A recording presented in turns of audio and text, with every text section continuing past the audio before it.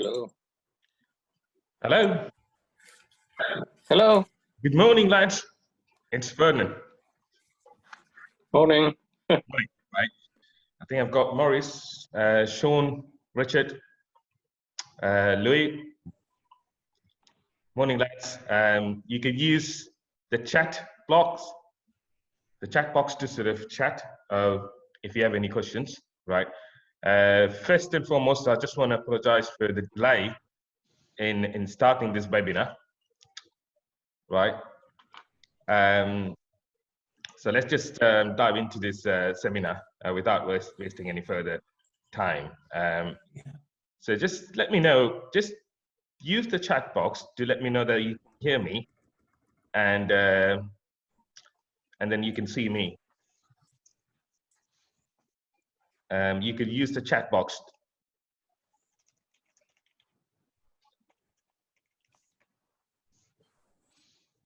Right, yeah.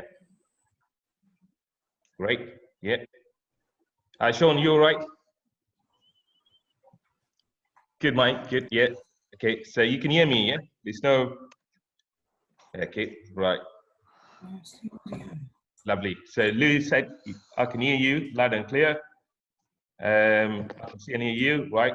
And I got Richard, yep. All good, yeah? Great, great, lovely, right.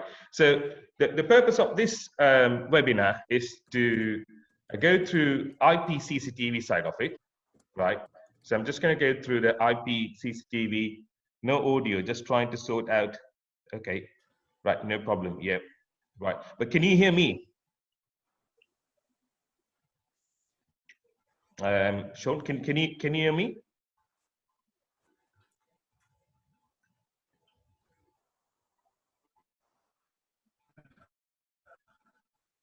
Right.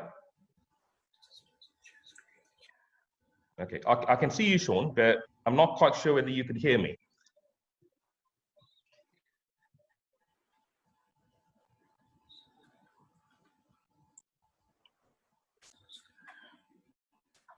All right, let me just type it.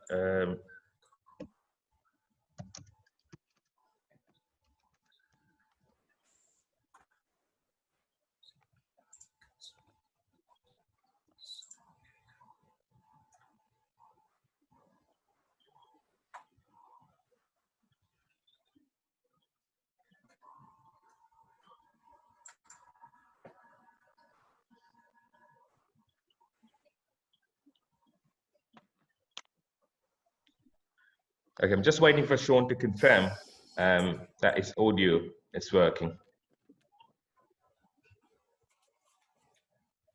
Can you hear me, Sean? Can you hear me now?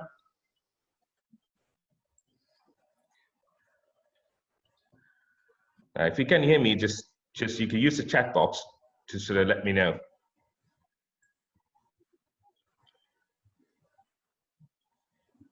Right. What happens is, like, when you first log into Zoom, you might have to sort of do the setting to select the right audio. So if you go back to the setting, I think your video is fine. I can see you. That's fine. The only thing is that I believe that you can't hear me.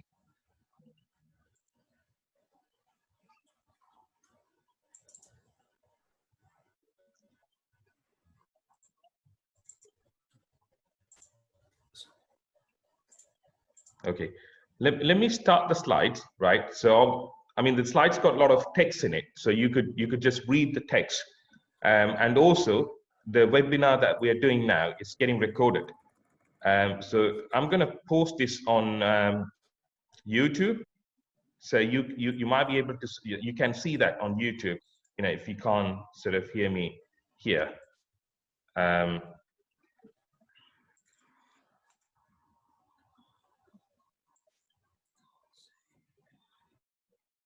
Sean, is that all sorted out now, or still?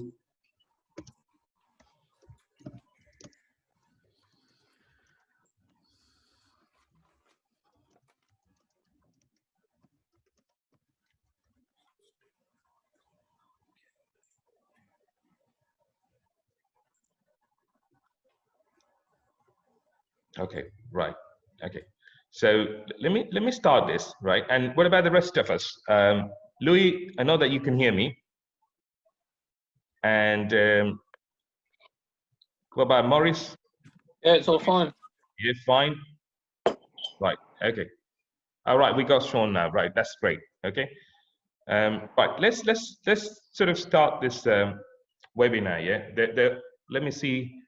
I've got all of. Right. I've got Richard here. Sean, please. And I've got iPad. I don't know who iPad is, but I've got iPad. Right. Lovely. Okay.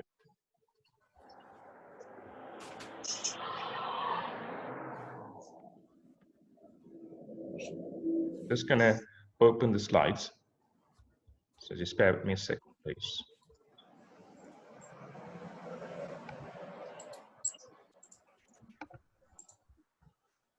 Right. Now, can you all see the slides now? Yep. Right, that's great. Okay, right. So this is going to be a short webinar, which is probably going to last for about 30 minutes. It might take 30 minutes to sort of finish the whole webinar. It's a free webinar that we are hosting to give someone the understanding of how IP video surveillance work.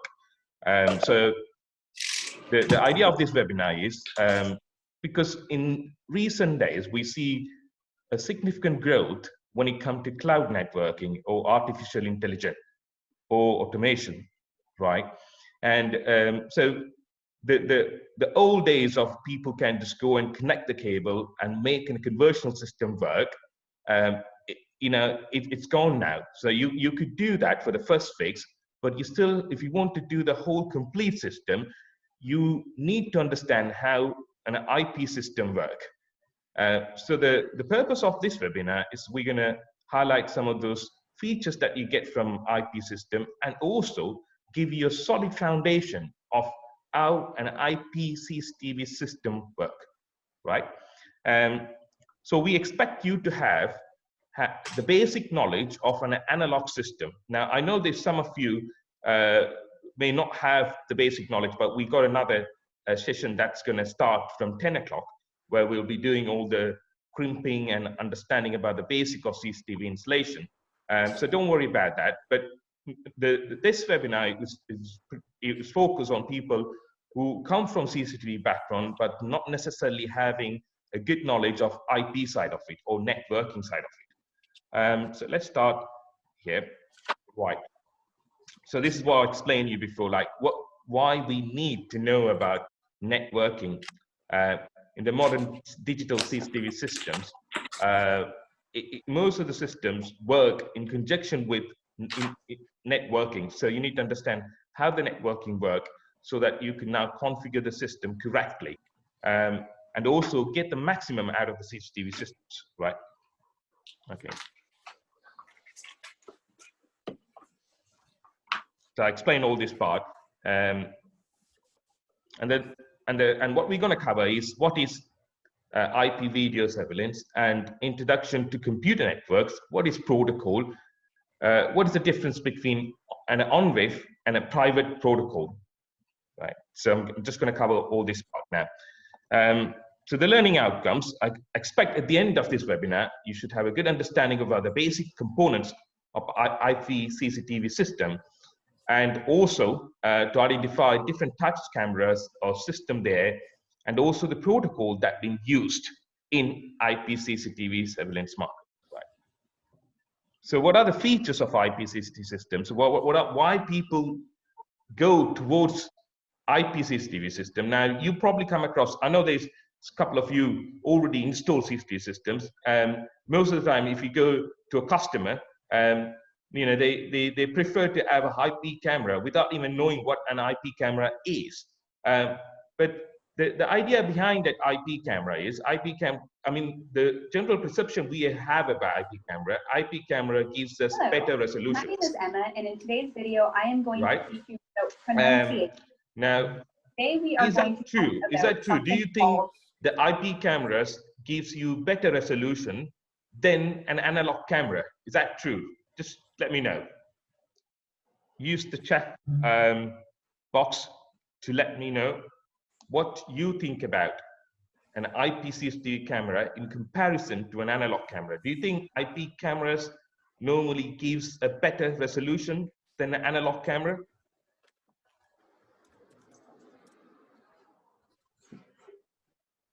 Okay, so I'm getting the response here. Let's see what it is.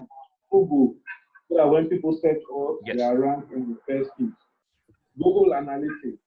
So Google can measure who has visited our site, where they visited from, how long it can be adapted to. Yep. Right. Great, great. I mean, the general perception about IP cameras, we say, okay, IP cameras gives us a better resolution. I mean, in a way, it is true because there's interlacing progressing lines, lines, and also interlacing lines, you know, and depends on that. Now we are using progressive lines with all the IP cameras, you can relate this to when you see cameras. You see people call the cameras 1080i and 1080p. Now, you may wonder what's the difference between this, because at the end of the day, it gives you the same resolution, right? When you look at the pixel, it's 1920 by 1080 and 1920 by 1080. There's no difference between pixels. But if you look at I and P, the difference is interlacing and progressing scanning lines, right? So with the IP systems, it is true, it gives you a better resolution compared to an analog cameras, right? And we'll go through this and I can show you the difference between these two, right?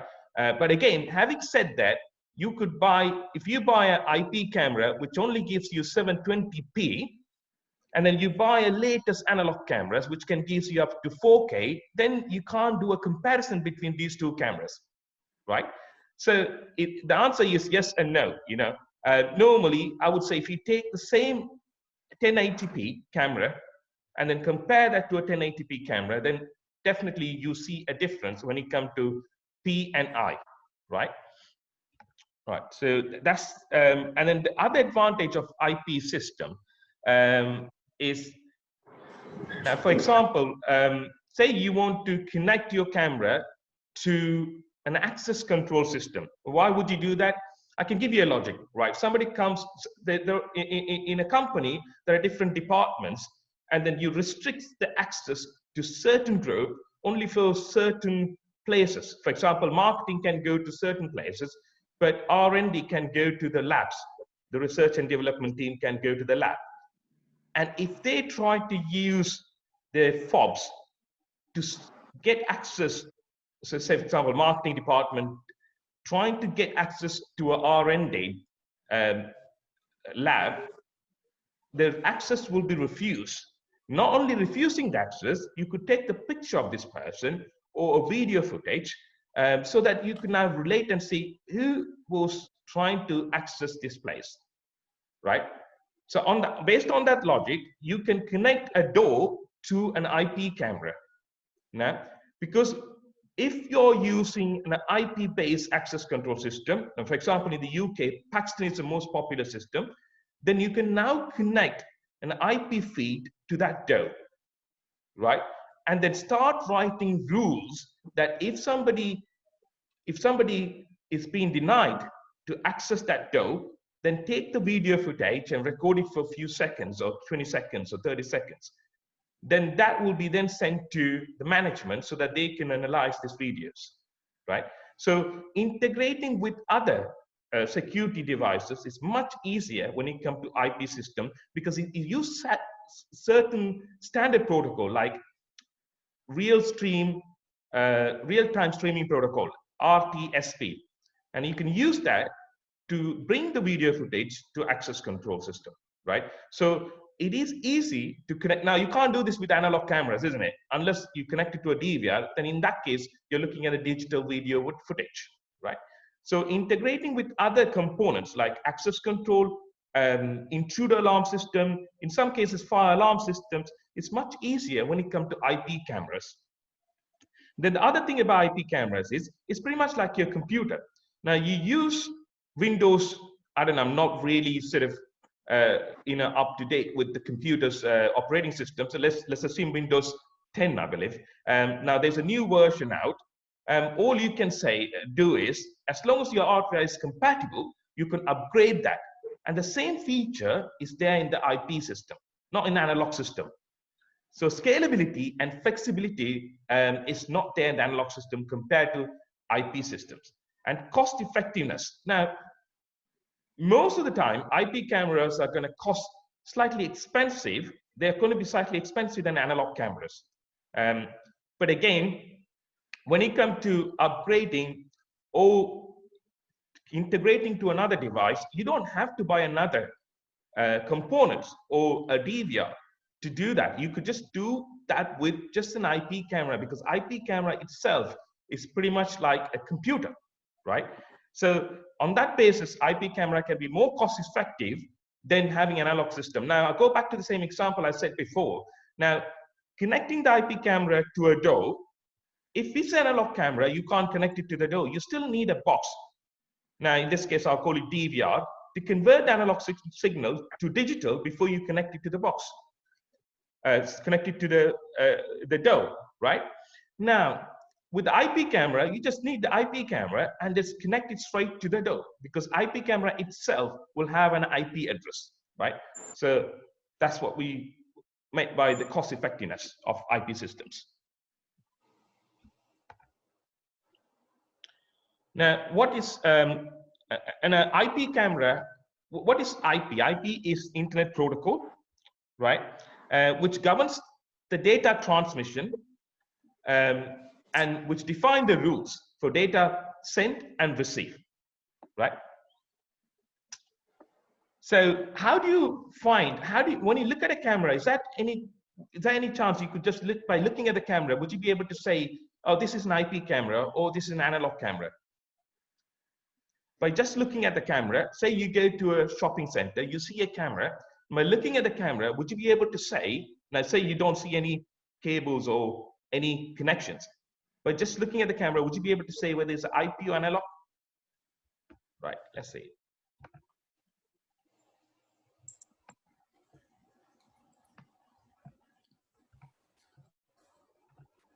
Now, you can't say that, because I'm going to bring you two cameras now. They're going to look exactly the same, but one is IP, one is analog. So you can't say that. So how do you know whether this is an IP camera or analog camera? What makes you to sort of believe this is an IP camera? So what if you go to a place, say you've been called to attend a call out where you're going to sort of do a troubleshooting, right? Now, first and foremost, we need to establish whether it's an IP camera or analog camera. How would you do that? Now, that's what this slide explains to you. There's a number of ways you could do that. One thing is that, obviously, if you've been given the chance to take the camera out from the enclosure or the fitting, then you look at the connection of the camera, how this camera is, like the slots, what cable they're using. And if you see that, you will now see RJ45 slots. You see that one? Yeah. Now, most of the time, when you see a RJ45, it's just something similar to your computer. That's, you have RJ45, or I mean, commonly we say Cat5 cables, right? But you've got Cat5, Cat6, and Cat7. But let's say Ethernet cables connected to a router. You see the slot. The slot, we call it RJ45 slot, right? Now, by looking at it, you could kind of say, okay, that's might be an IP camera. Not necessarily 100%, you can't say it's an IP camera, because they might use a converter, a balun, which is inbuilt in the camera, right? But most of this time, 95% of the time, by looking at it, you could say this is an IP camera, right? But when you look at the analog cameras, what you now see is, you see a BNC, a female BNC slot. So that will sort of signify that camera is an analog camera, right? So by looking at a camera, you would never know the difference between an IP camera or analog camera.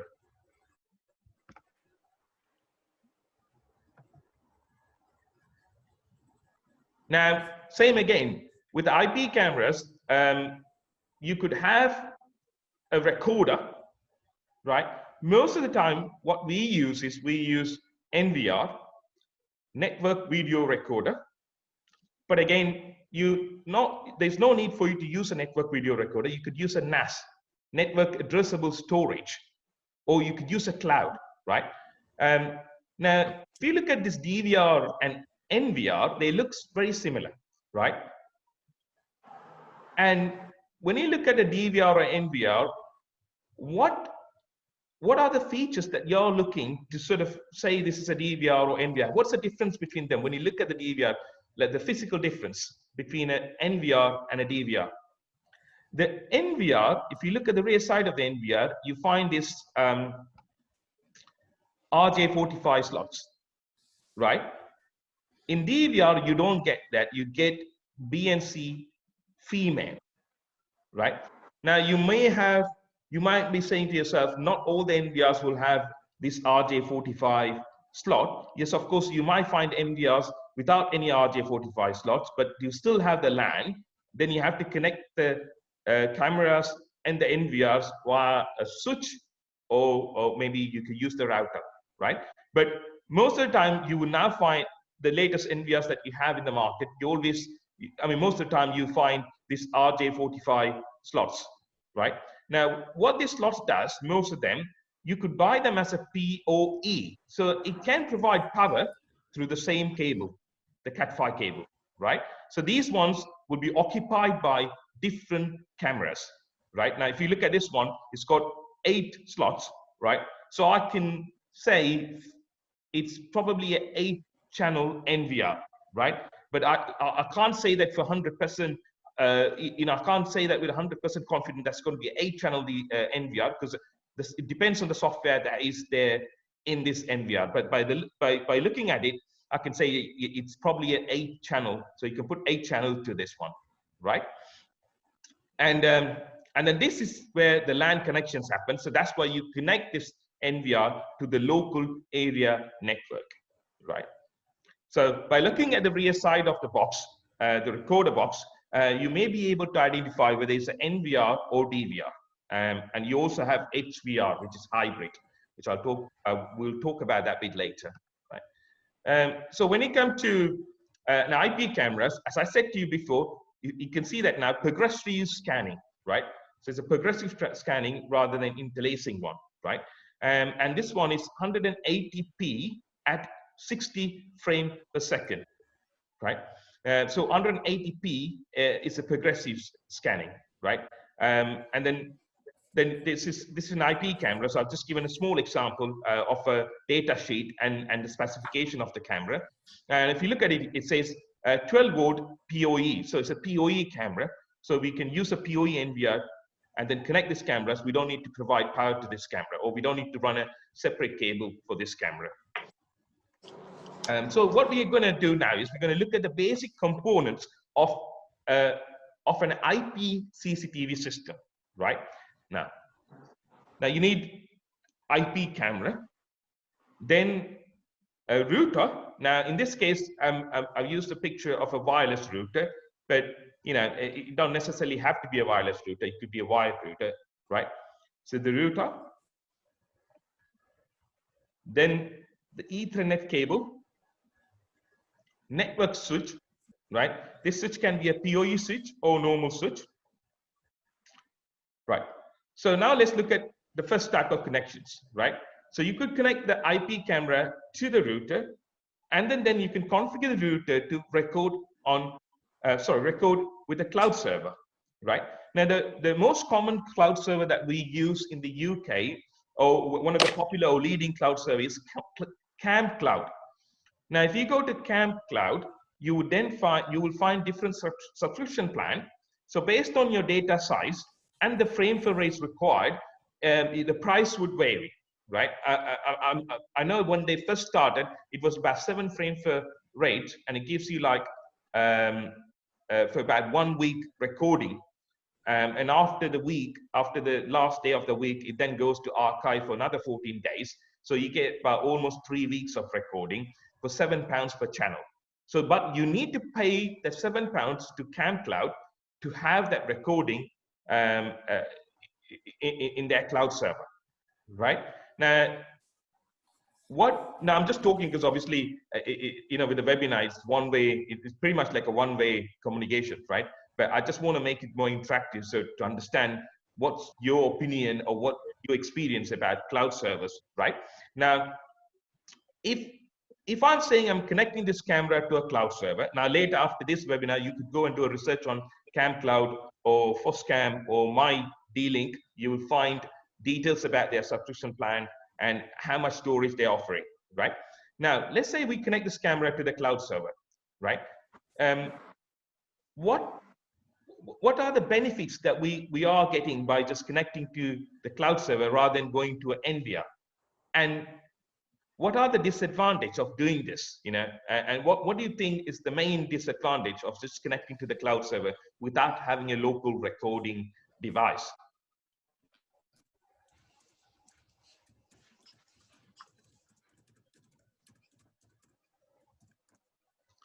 Right.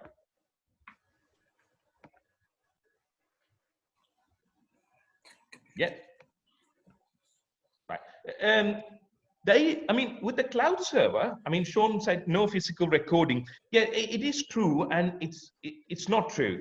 Put it that way. Because with the cloud server, it's not. There is a physical recording server somewhere down. There is a physical recording server. Now, for example, if you take Amazon do actually have a physical server.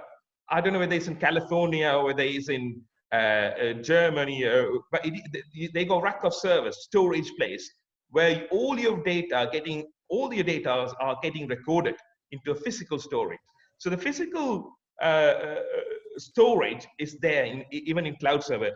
The main disadvantage we are facing with this type of installation is, what if something goes wrong with the internet, the network? So let's say the router, the power to the router, you've done everything perfect, but the router is powered by a 12-volt power supply, right? And then that's connected to your normal ring. Okay, so I know some of the participants are not based in the UK. UK we use ring for electrical, right? So if it's connected to the same ring and something goes wrong with RCD trips, and the router will now switch off, isn't it? Unless there is a backup power supply. Yeah, then your camera will stop recording or stop sending pictures to cloud server. That's one thing. The other thing is that, say you're gonna take care of that problem by having a battery connected to it, backup. So that's fine. But still, what if something goes wrong in the actual cloud server, or there's an IP conflict? So in order to prevent that, you could then get cameras with SD cards, just like your mobile phones, right? So in case if there is any problem, as long as the power is there for the camera, it can still record on the SD card. And once the internet come back, or once the network problem be resolved, it can then send the whole details to the cloud, right? But anyway, this is not 100% bulletproof, because it's very difficult. Things can go wrong, and you don't know how long that's going to be. Like what we are experiencing now, the whole world is locked down. God knows how long this is going to go on, right? So something like anything, so you can't have 100% guarantee saying that this is going to work all the time, so having a local recording device is always a better option. And the other thing about the local recording device is that, unless you have the right bandwidth, it's quite difficult for you to send, you to expect a real-time recording in the cloud server, isn't it? So that's going to be like at least a 1 or 2 minutes delay, depends on what type of compression they're using, depends on what is your uploading speed, right? So having a local recorder like NVR and then having this recorded in cloud as a backup form will help you, So just relying on the cloud is always a risky thing to do, right? So that's one way of doing IP camera installation, just connecting to the cloud, right? So let's look at, so now let's look at the cable. Yeah, this is a Cat6 cable. So I'll go through this bit later, how this cable work and so on. But these are the cable that we normally use. And in the UK, what we use is when we crimp this cable, we use the standard of T568B. Now, if you go to America, it's A, right? So what the standard is here, when you use these Cat5 cables, we strip this cable, well, we put them in an order. We start from white, orange, orange, white, green, blue, white, blue, green, white, brown, and brown. Now, when you take this cable out, these are what we call UTP cable, or universally twisted pairs. So they're twisted pairs. So white, orange, and orange were twisted together. Green and solid greens were twisted together. Not green and solid blue. Brown and white brown were twisted together. So what we are doing is we are not going just any random order. We're just going by a sequence. Why we do that? If you have a Cat5 cable now, strip the cable. It has to be a Cat5 cable.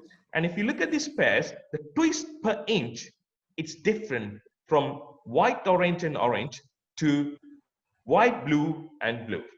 So if you look at it, the pairs that got more twist would be white, orange, and white, green, and green.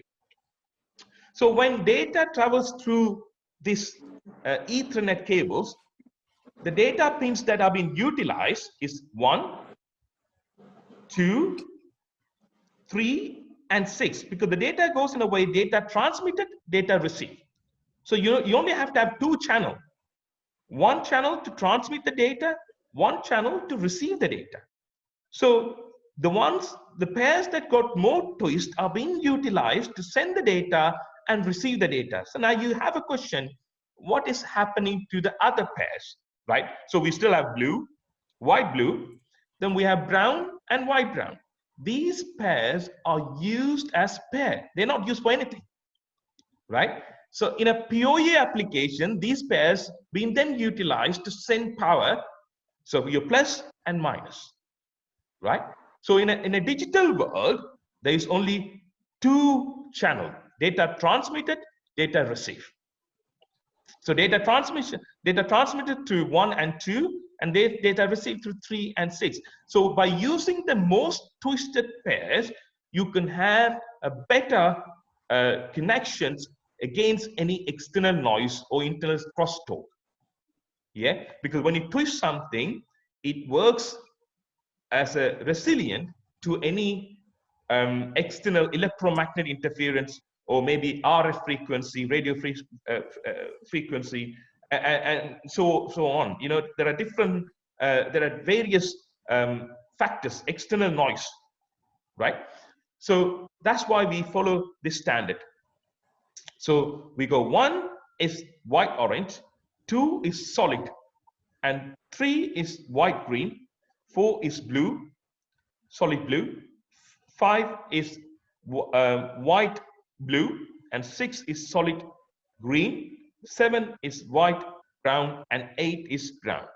Now, don't worry too much about memorizing this sequence and everything, because if you go to a house, if you don't remember, just take a Cat5 cable. Most of us will have a Cat5 cable. and then look at the Cat5 cable. If you turn the Cat5 RJ45 connector, if you are holding it with your hand and you can see all the coppers, copper braids, then you'll see like white, orange, orange. You can now see the sequence, right? So don't worry too much about, sorry, there's someone chatting to me. Yes, that's right, Louis. So if you're, I'll come to that. Yeah. So what Louis is saying is, if you're using this as a PoE application, and if you're not using the shielded cable, it is subjected to electromagnetic interference, right? Now, Louis, there are a few things to understand here. One is that when you use this UTP is normally widely known as, I did say universal, but it is unshielded twisted pairs, right? So the original UTP cables were not shielded, right? But you could buy them as a shield cable, right? Now, if you type on Google FTP cable, FTP instead of UTP, you'll find these shielded cables, right? So it's always best to use the one with shield, right? However, when you run this cable, say you're doing a small application with 4 cameras in a domestic property, you still have to comply to BS 7671 cable segregations, right? Which is BS 7671 is the electrical compliances, i.e. wiring regulations in the UK.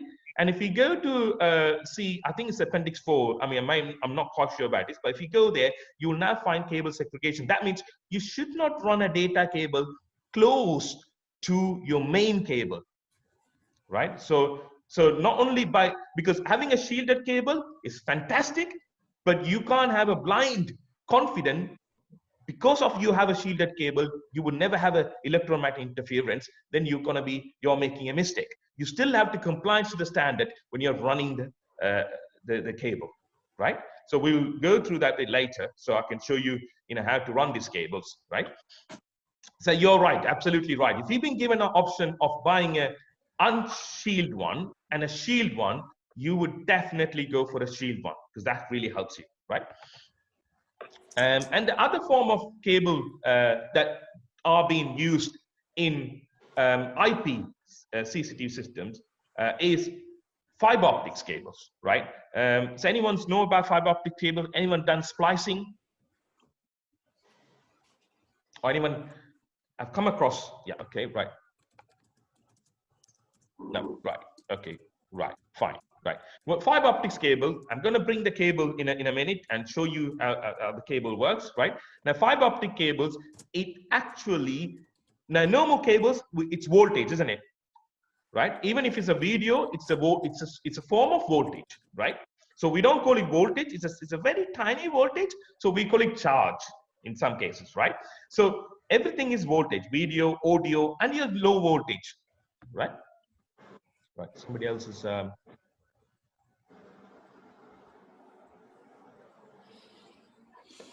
Right, okay, right. Now, fiber optics cables use the light to send the data, right? So it's the light is what sends the data. So it's much faster than a normal cable, right? And also, because it uses the light, it don't have to worry too much about electromagnetic interference, right?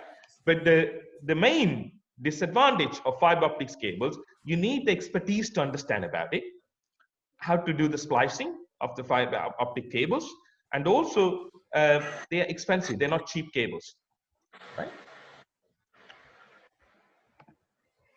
So another advantage of IP video surveillance is that it's quite easy to do this. I mean, as long as you know how to make a RJ45 connector, it's easy for you to connect it, plug it in. It's like a plug-in, so that's sometimes people refer this as a plug-in model, right? So let's see a small installation slide, right? So you got the camera, you got the router, whatever you call it, and you got the NVR, yeah, network video recorder. So let's see how to install a basic IP video system. Now, this, if it's a PoE system, the installation is going to work like you use a Cat5 cable, connect that to your NVR. Then you see the LAN port here. So the NVR will have a LAN port. You connect the LAN port to the router. Okay. So because this NVR is a PoE NVR, it's going to provide the power to the camera. In the meantime, it's also going to communicate to the camera. So data will be transmitted and received through the Cat5 cable. So all the main advantage of this is just one cable going back to NVR, right? So if you go to a small application, 4 cameras in a house, domestic application, it's very easy. You're running, you're going to start pulling Cat5 cable for each cameras and then connect them to your NVR PoE, right?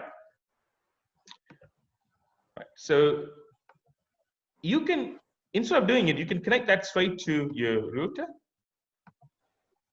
and then connect it to a cloud, like what we saw before, right? So we are not this by, you see the red lines. When we do the connections via the red lines, we're completely ignoring this NVR. So you're not having a local recording, it's only cloud. But if you do that, most of the router, unless you use a PoE switch, if you connect straight to the router, the camera also require power, right? Then you have to power the camera.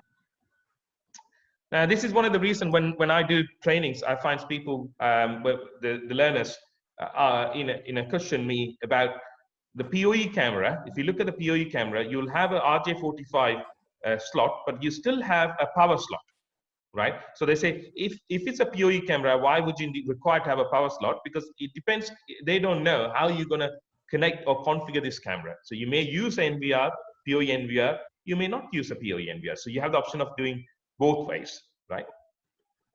So the first method was just simply connecting to the NVR. Then the NVR then connects back to the router. The second method was connecting to the router. Then you need to provide power. Now, instead of connecting to the router, you could go to a PoE switch, then connect it to the router. In that case, you would not require this power supply. Then the IP addresses, right?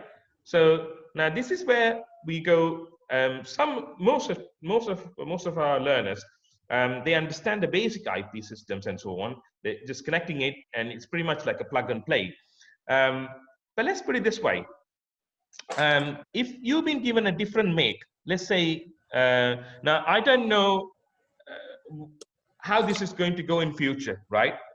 Hikvision is one of the leading brand when it comes to CCTV, IP CCTV or analog CCTV brands, right? But Hikvision is a Chinese-owned company, right? So I don't know what type of policies that we're going to have in future. So, I mean, why I'm talking about this, it really matters to you as an installer or as a manager, because now OnVIF have withdrawn the support they were giving to Hikvision and Dawa. So Hikvision and Dawa cannot have OnVIF latest version into their cameras, right? This happened in October 2019 after the American banned Hikvision. So they banned 28 companies, Chinese companies, and one of that is Hikvision. I'm not sure about Dawa, but Hikvision was definitely included in that list. So it is quite difficult to buy Hikvisions, and we are doing a small project, and we are buying it through a very sort of popular distributor, or in fact is one of the multinational companies in the UK. And they've given us 45 days lead time to get the cameras, right? Yeah, Axis are fantastic cameras, Louis, but Axis are very expensive cameras, right? But it's very, very difficult to predict how this is going to end, how this is going to go in future. But what my suggestion to you is, yeah, if you're buying a system for your company or for your customers, make sure you buy one that would be safe, even if there is any, politically, if there's any pressure on Hikvision or Dawa in near future, because UK government still using Hikvision, but Americans have completely banned Hikvisions and Dawa. I'm not sure about Dawa. I need to check on that. I'm quite sure if Hikvision is banned, Dawa is also banned, right? So Axis is another brand, and Bosch is Germany, from German products, and they're not too bad. There's a couple of brands that you could use, but I'll go through that bit later. But just bear in mind. So the question now is, if you're using a Hikvision camera with Axis NVR, is that going to work? Is that going to be plug and play, or do you have to do any configuration to change certain settings before they work? So the question is, like, if you're using two different brands instead of using the same brands.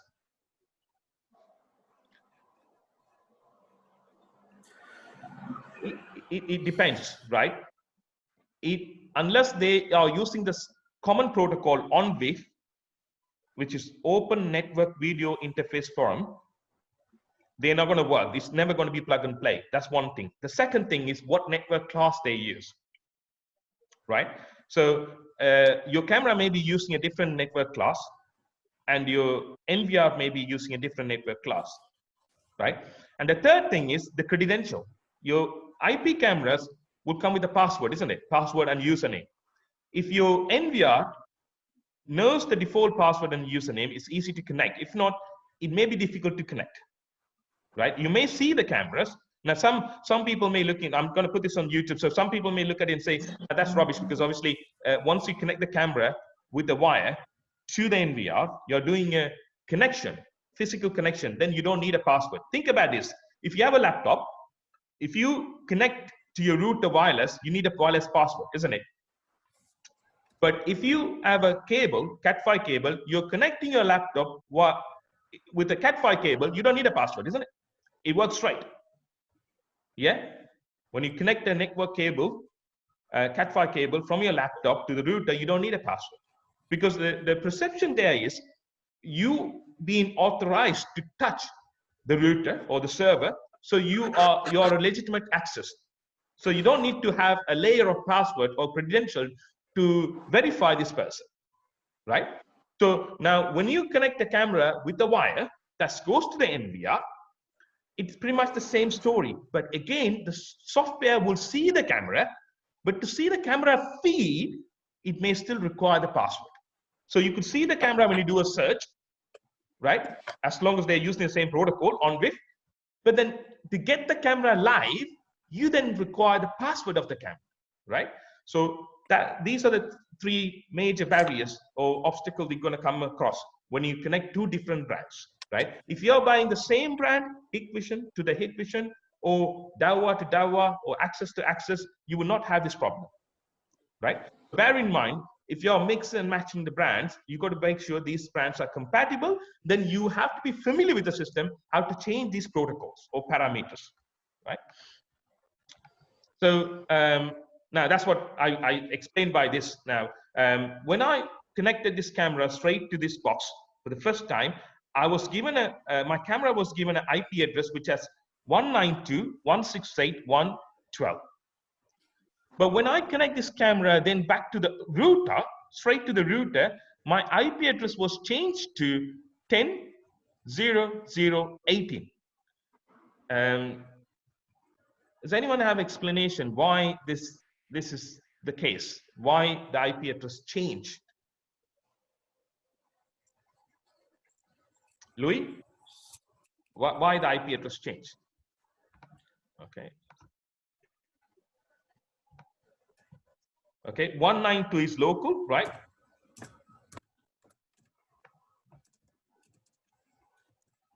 Right. What do you think, Louis? Is that why? What happened to that? Okay. Okay, NAT is network addressing techniques, right? Okay. Cameras like root. Okay. Have you guys heard of anything called DHCP, Dynamic Host Control Protocol? Yes, right. DSCP, right. So what that means is Dynamic Host Control Protocol will, the IP address is never static. It's a dynamic. So when you connect it to the NVR, it then uses the NVR local network setup to get an IP address, which is 192.168.1, because that's the local LAN setting or TCP/IP setting with the NVR. When it was connected to the router, router was using a different TCP/IP setting, which is 10.0.0.18. Right now, we're going to do some exercise here, right? Because I presume we all have smartphones and we have internet, obviously. That's how we're using this Zoom. So now, if you connect your mobile phone, I presume your mobile phone is already connected to your local area network, isn't it? Wi-Fi, yeah? You may have an Android or you may have a iPhone or different type of mobile phones, yeah? But if you go to setting and if you go to the LAN connection, you will now see your local IP address, right? That depends on your IP address. It will be maybe 192 or 10 or 172, whatever it is, right? And what you can then do is you can switch off your Wi-Fi. As soon as you switch off your Wi-Fi, right, then what you now do is you go to a different Wi-Fi, if you have one. If not, just leave it like that. Then it's going to go to 4G now, right? Then check your IP address. Now the IP address will be different. So your same mobile phone is getting 2 IP addresses. And if you come to my office or if you come to our training center and start training with us, then if you say, look, Ferdinand, can I borrow your Wi-Fi? I give the password, you log in, you will have a different IP address. So your device is DHCP enabled. That means every time it goes to a network, and once it gets successfully connected to that network, it gets a local IP address from that network, right? So the IP address assigned to this phone is not static. It's not a permanent IP address, right? So it can then become part of that local area network. So previously this camera was having a network, having a local area shared with this NVR. And then second time when we connect this camera straight to the router, it then now gets the IP address. It sees what the IP address the router is using, and it gets an IP address from the router. So then the IP address change, right? Let's look at another one. So I got NVR. Now we're going to see like how to connect multiple cameras, and we can then go through this IP address again. So if I got 3 cameras to connect to this NVR,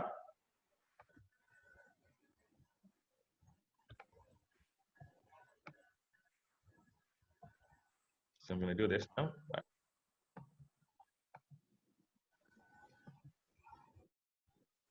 So that's the normal way of connecting. Then I'm going to sort of presume that we have the same make and then same protocol, so we don't have any problems. So we're buying the system from one supplier. We go there, say, look, I need 3 cameras, PoE, and an NVR. So the supplier would now give you the same make. Now you can now connect it, right?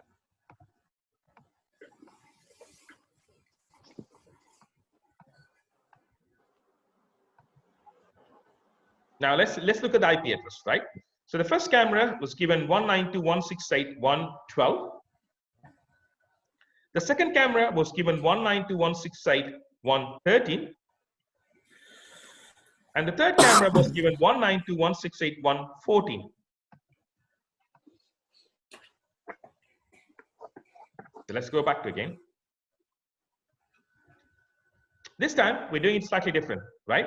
We're using PoE switch, right, to connect these cameras. Now, PoE switch is something that you have to buy separate, right, to connect the cameras.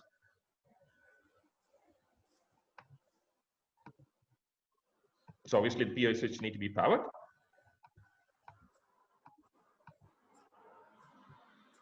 Then we're not going to connect this cable to the NVR. We're going back to the router, right? The NVR is then connected to the router.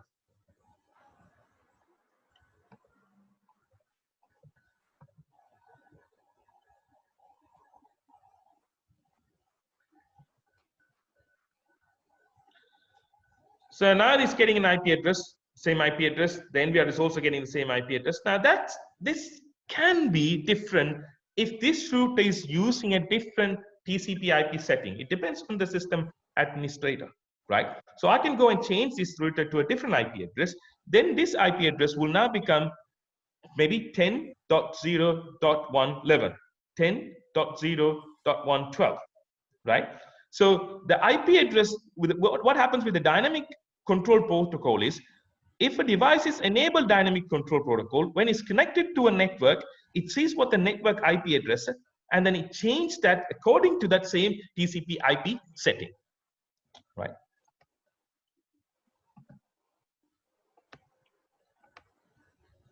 Okay, so I'm going to go back and to the previous slide. So we're going to come back to IP address. We've got a module. Later, we're going to talk about this IP address, subnet mask, default gateway, right? Now, on this one, what we have is a simple installation. So we now looking at what are different ways of installing it. Yeah. So it's a simple installation. You're going to run a cable from your camera to this NVR. Now, do you agree with me, or maybe you may disagree? Is there a limit? Is there a limit when you run this cable from the camera to this NVR, or is it infinity? You could run it as long as you want.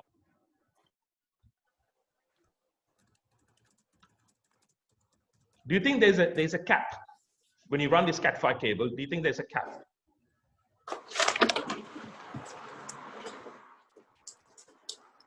Yeah, there is a limit. Okay. Okay. Limit unless you. That's right. Correct, Richard. Yeah, unless you use a PoE injector. I'm going to come to that, right? So it's a slide of Okay, Sean says that's great. I mean, all you say was correct, right? Now, if you don't add, like what Sean said was, unless you add another PoE switch, and then what Richard said was, unless you use a PoE, we call it extender or injector, you normally have a limit. So the limit is like from here to here, if you're not using any form of switch or so there's one more. Okay, right. Any form of switch or any form of injectors, then 100 meters, isn't it? 100 meters. Now, how did I come to this 100 meters?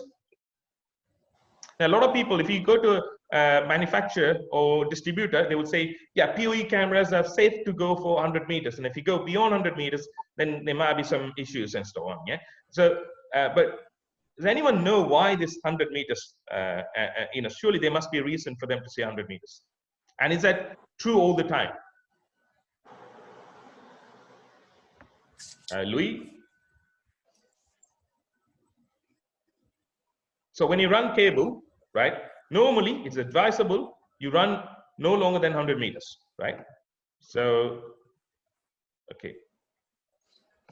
Right, Louis, what I'm saying is when you run the cable, right, Cat5 cable, right? So you're saying that normally it's 100 meters cap you have between the camera and the NVR, right? So you're not using any injectors or any form of PoE switch in between, right? Just one straight cable, right?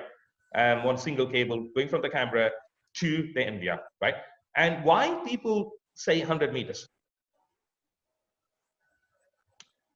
Right? Why people say 100 meters? And is that true for every cameras, every PoE cameras, or is it only true for certain, because of the power law? Yes, because of the voltage drop, right? Now, it's not true for all the cameras. That's the reality, right? Now, why that is, yeah, when you use a Cat5 cable, now it depends on what type of cable you're using. There's a difference between Cat5 and Cat5e and Cat6 and Cat7, right?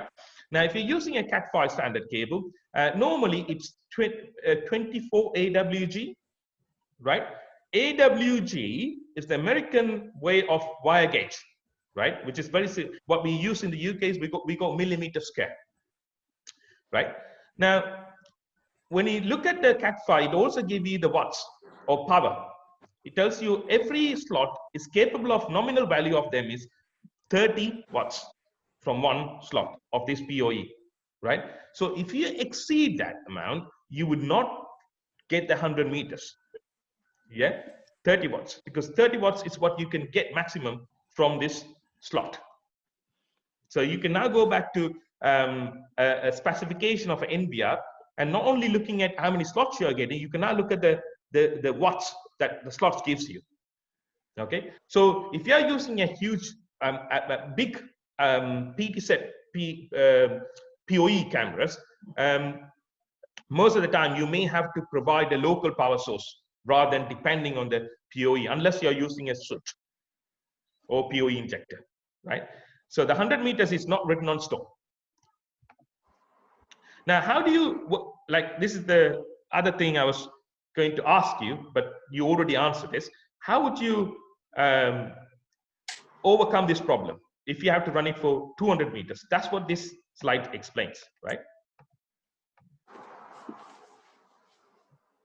Now, by using a PoE injector or PoE switch, you could get 100 meters here.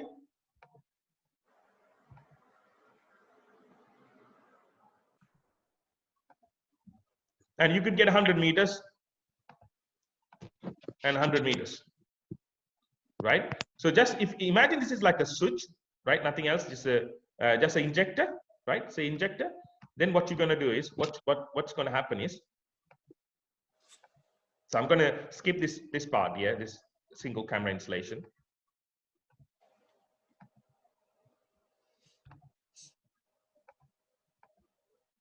So normally, say it's 200 meters.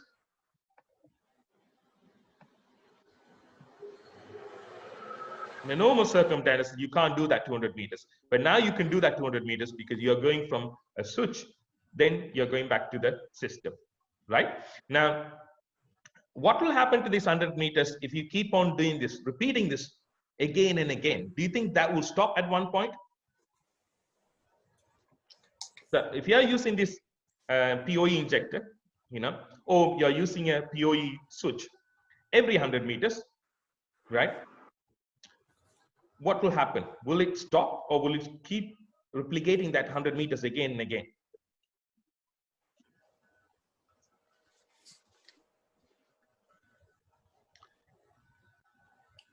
Okay, let's look at it.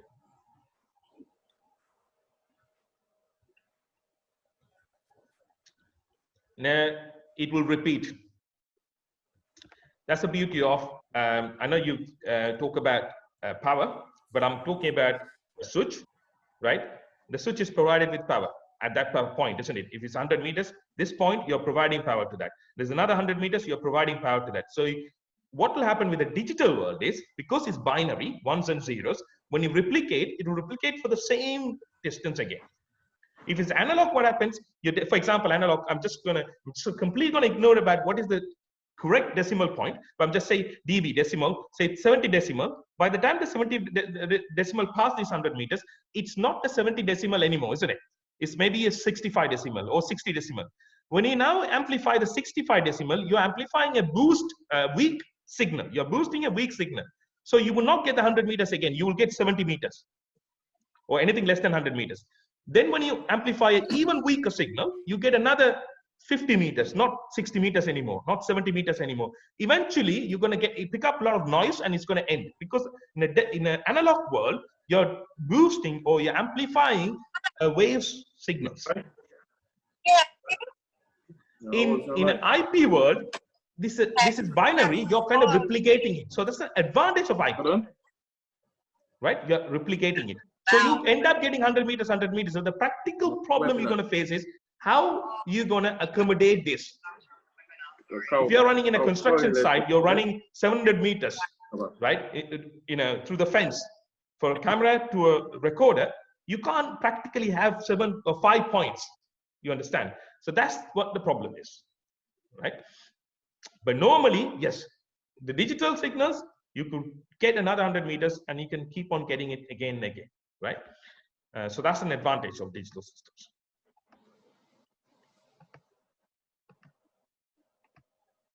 So that's got a, the other thing about these IP cameras is that now when we talk about IP cameras, we say IP cameras are pretty much like a small computer, right? A system. because you can log into the IP camera, you can open this, the interface of the IP camera, then you can start configuring things like DSCP enable, disable DSCP, change the password, change the network TCP/IP setting, maybe configure motion detections and stuff like that. You could do all of that, right? So how would you access IP camera? Let's talk about Hikvision now, right? So is anyone, okay, let's see.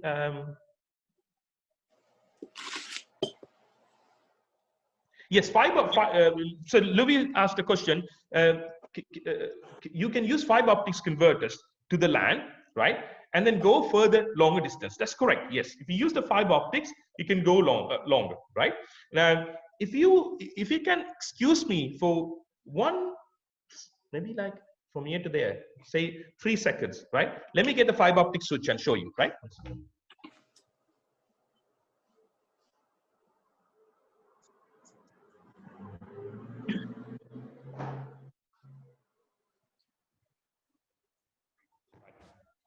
Thank you. Sorry about that. Thank you. I was not expecting for the question, so.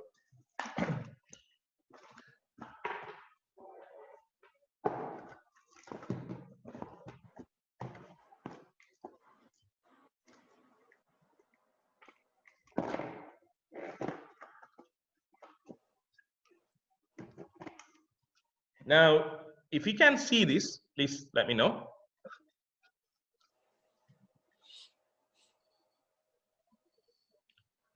Yeah.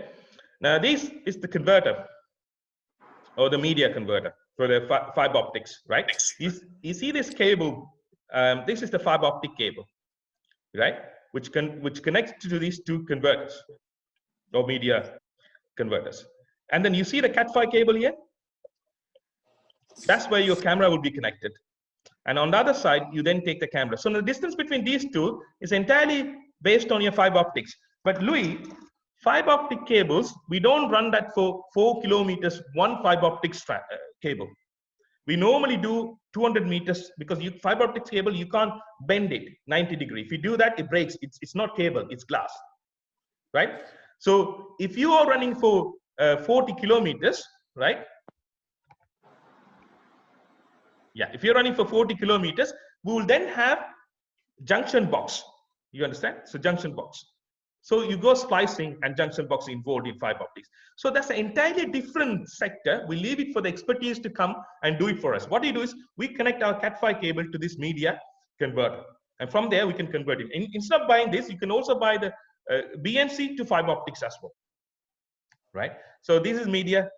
So fiber optics is another way to run it for longer distance, right? But back in the days, it was very expensive. Fiber optics cables were very expensive. I remember when I started it, we used to even have security guards standing next to the storage, the store where they had fiber optic cables because it was so expensive. But now the price have come down. So you could use a fiber optics cable to do that. In fact, there are certain leading merchants like companies like Travelodge. They use fiber optics cable to run the CCTV applications, right? So that's something that you could look into it, yeah. But then you have to also learn how to do splicing on fiber optic cables. Maybe we have to go on a course to understand about fiber optics cables, right? Because there's health and safety issues when it comes to fiber optics cables. Yeah, because fiber optic cables, when you splice it, you have to be careful. So that's something you have to bear in mind, right? So now, getting back to this camera side of it, you need to have, say if you want to configure this camera, you need to have this right software, right? If you don't have the software, there is no way you could access this camera. So what does that tell? What that tells you is that if somebody calls you and say, look, my camera's not working, or that's got something going wrong about this cameras, and the next question you want to ask them is, who's the installer? Whether you still have the maintenance contract with them, or whether you still have the support with them, so that you can at least find out what make that camera is, if nothing written on the camera, and what the software you need to have to access the camera. Now, it's pretty much like back in the days when you buy a printer, you also have a printer driver. Yeah, so similar to that. So if you don't have the software, you can't access these cameras. So that's something to bear in mind. But when you buy the cameras from distributors or any retailers, you will get the software with that. If not, you will then get a URL for you to download the software, right? The support will be there. So when you buy IP cameras, there are two things to bear in mind. The make of this IP camera is very important. What's after sales support this IP camera or this company will give you is very, very important. You can't just buy an IP camera because it's cheaper or because it's on Amazon and so on, because you need to know who's the software vendor, right? The second is like, when you buy the IP cameras, you need to always make sure they give you access to this software, right? Because they can later charge you a certain amount of money for different features. You know, they can give you a basic feature, and if you are demanding for more enhanced features, it can be something that you have to pay. You know, so you have to bear all this in mind. Yeah. So when you do IP cameras, when you do your selection buying, right? So that's the okay, right. Now the question time. What is the difference between a managed and unmanaged switch? Does anyone know about it? Louis or Richard or any IT professionals?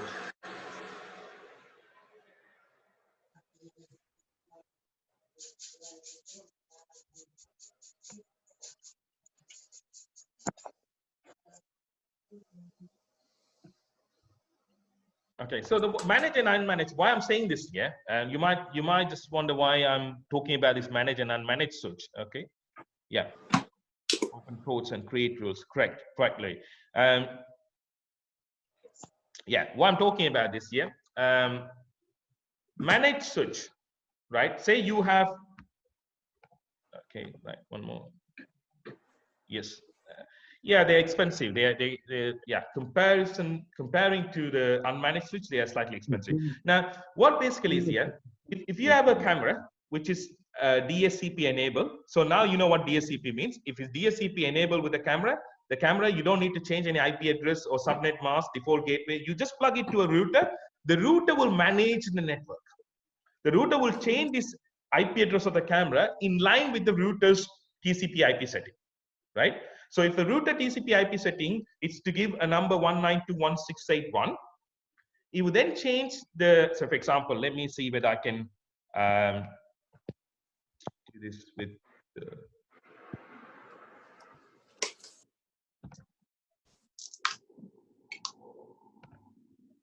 right. So what I'm trying to explain here is, so you can see the board here. Use the board. There's no pencil. Okay, right. I can use the board.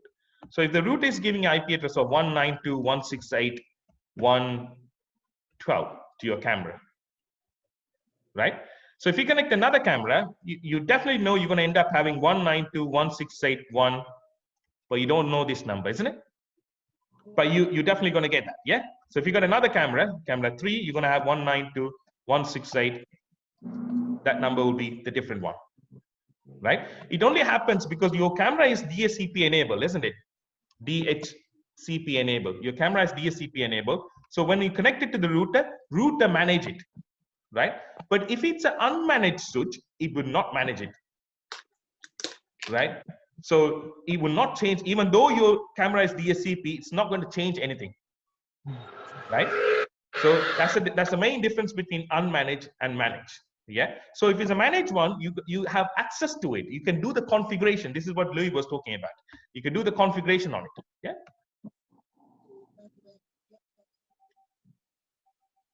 Yeah. To keep the same IP address. Okay. So Coco, I don't understand. What is it meant by is to keep the same IP address? It's for Coco.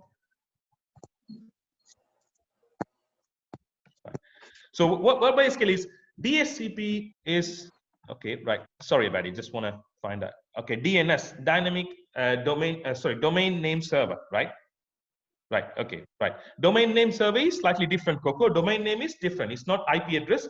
It's a character that we use, right? Okay. Right. DDNS, dynamic domain name server. It's still the same thing, right? I'll explain that way later. It's like your website. Your website is say you are a www.coco. coco.com, that coco.com is a domain name. Yeah, but underneath that coco.com, there is IP address, right? But if you can't tell somebody, oh, if you want to come to my website, go to 727875. You can't do that, isn't it? So if it's like coco.com, it's easy to understand. So there's a domain name, means it's pretty much like the postcode. Postbox numbers, right? But we'll come to that, right? Okay, so close this one now.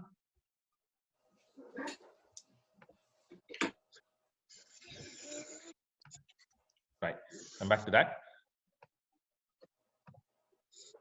So I got another question. What is a PoE camera? So you know that, yeah, it's the basic. So you understand what a PoE camera is. You get the power over Ethernet. Ethernet, okay? If I'm not saying it correctly, please forgive me, right? Right. So data communications. So we're not going to talk about the data communication, message, send, receiver, transmission medium, and protocols, right? So data representation. So in a digital world, how the data is represented. Okay.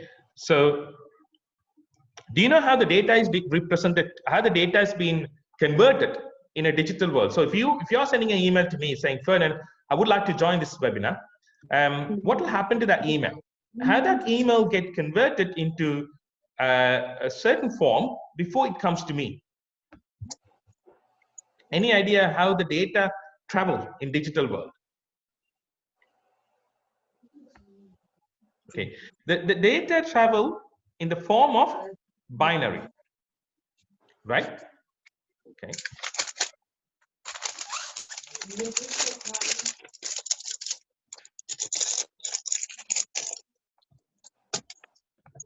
Yeah. So it's basically what happens. This is very interesting, very interesting to understand what happens with this data. Yeah. The packets, the data is broken down into small packets of binaries, then transmitted through a channel, right? Now we're using internet. Yeah. So, but you don't necessarily have to use internet. You can have a VPN, virtual private network, and different way of sending this, or lease line. You know, most expensive ones are lease line. Send this data. So data is transmitted in the form of binary, ones and zeros, right? So we use, if I'm transmitting the data to you, ones and zeros, and in form of different packets, you then have to have some sort of understanding how you have to put this packet back, reassembling this packet to understand this data, right? So let's see this, how this works. So I'm just gonna quickly go. So I'm gonna come back to this, but I just want to show you how these ones work. So we're gonna cover all of this later.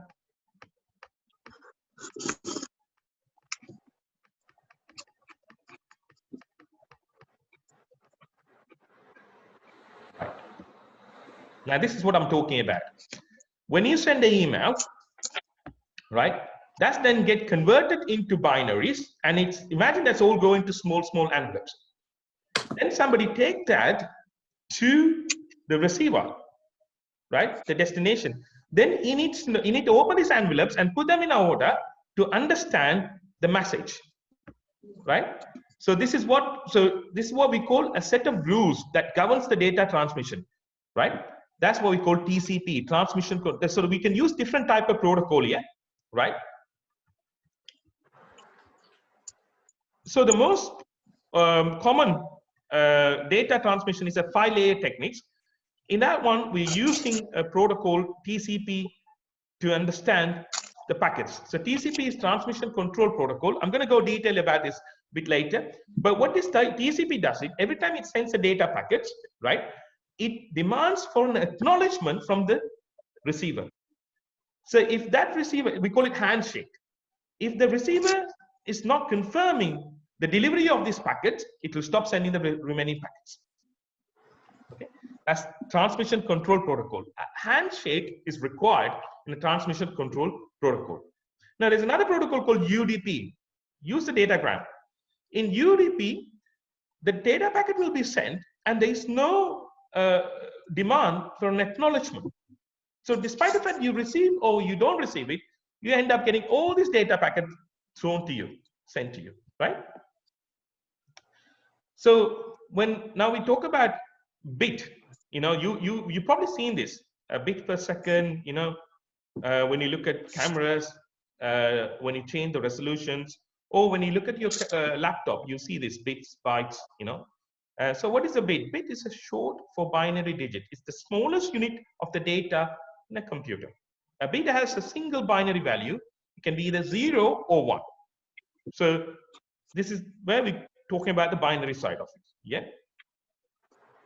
In mathematics and digital electronic, binary number is expressed with a base of 2, right? 2 to the power of 1, 2 to the power of 2. So when you have 2 as a base, that means the probability is you can only have 2 probabilities. Either it can be 1 or 0, right? What is the base of decimal?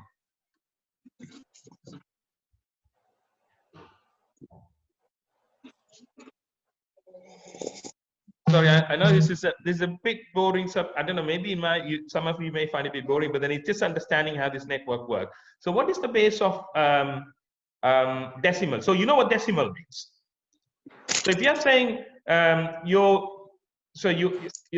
going to a supermarket and you're buying products, yeah, and they're saying the total value of the goods you have in your trolley is £100. 100 is a decimal number. So what that means is any numbers you give would come from 0 to 9, 10 values. It can be 0, 1, 2, 3, 4, 5, 6, 7, 8, 9. 10 is 2 digit, isn't it? 2 characters, yeah, 1 and 0. So you would never find a number, or you can't give a number to me in decimal value without any numbers from 0 to 9. So that's the base of decimal is 10. Right? Same as that, binary only have 2 characters, 1 and 0. So the base of binary is 2. Right? Now this is so you can see like binary numbers being converted into decimal. So when we convert these numbers into decimal, we end up getting 217 or 217. But that can be represented through these numbers, right? Right. So now I've got this binary to decimal converter, right?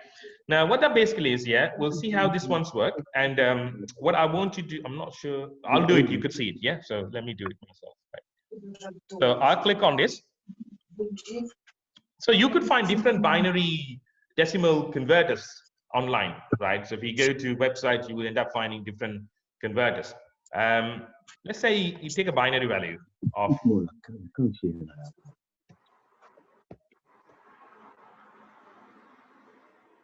right, convert that, you then get a decimal value, right? So vice versa, I can do it the other way around, right? So I can go like decimal to binary, right? Let's see how that works.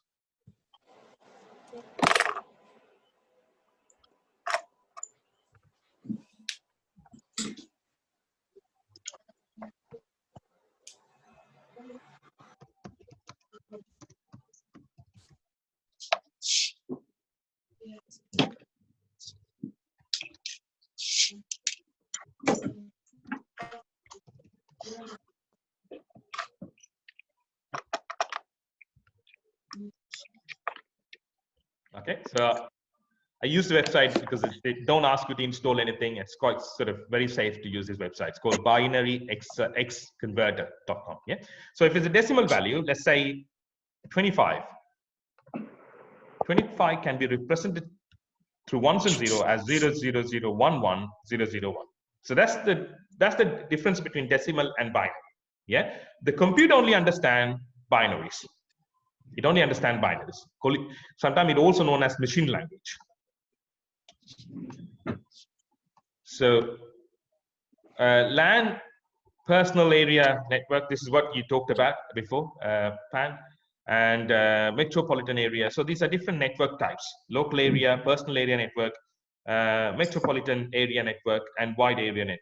Okay, so what is local area? So that's your house, right? You have the router, and then you got all your devices connected. That's a local area network, right? So you got the router, then you got your smartphone, computers, tablets connected, and the router then connects to the internet, right? How to find a local area network or TCP setting. So this is going to be interesting, right? So I've got a small, now all these slides that I'm doing, it will be then sent to you as a PDF, right? And if you don't get it, just email me. I'll put my email address at the end of this slide, right? Now, how to find a local area TCP IP setting? Does anyone know how to do it? And I'm just going to do it in the way that I normally do it. You can go to start, run, and you can put CMD executable file. It opens a command prompt, and then you can type ipconfig, right? So that will now give you your local area network, and you can do it with your mobile phone as well. You know, so you could on Android you can go to setting, about device, and the very bottom, and then again status. Then you can go to IP. And I don't know how accurate this is because Android have keep on updating their software or their operating system. So, but you would I use Android phone, so you normally find like a spanner setting, and if you click on that, you find network. Just click on it, then you'll know what your local area network. So if you want, you can do it. You can just give a try now. Yeah. Okay, right. So what I want you to do is, let's make it a bit more interesting, right? So find your local area network using your phone. Okay, so I'm going to use my phone, and then I'm going to show you on the screen how I'm doing it. Then you can use your phone, and this time I've got an Android with me, but you may have a iPhone. You can use your phone, or you can use your tablet or anything. Let me know what's your local area. Just let me know in the chat room, right? So I'm going to use my phone.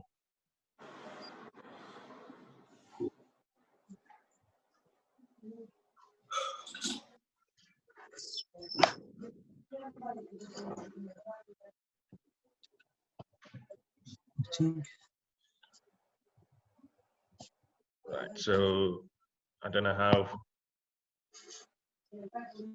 So that's the setting. I'm going to go to the setting, right? Then you come to connection.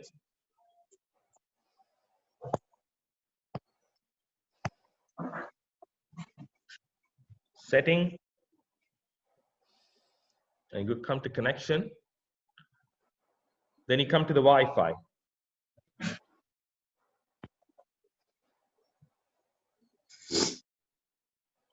And click on the Wi-Fi. Then it gives you what Wi-Fi you connected. Just tap on it. It then tells you what's your local area network. Yeah, fine. Network speed. Again, sorry? Security. IP.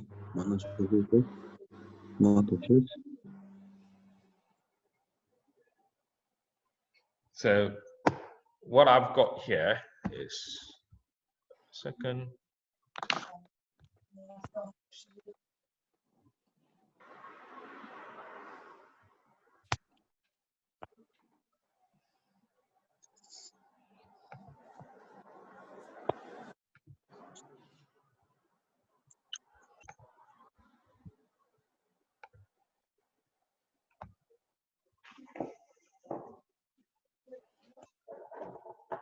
Okay, so I'll try to do this with my phone here.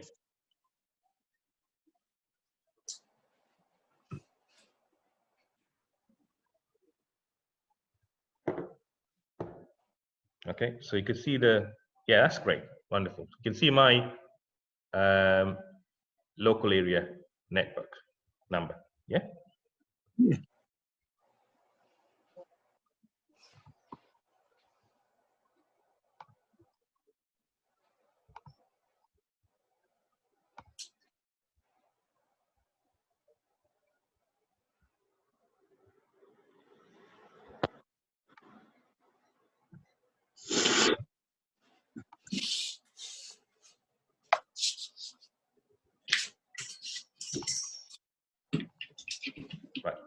So you can now see back the slide now. Yeah. So yeah, thank you for letting me know. Local area networks, that's great. Right. So the next thing I want you to do is, now if you go to the internet, and then type what's my IP address. So you're going to Google on the search bar. You're going to type what's my IP address.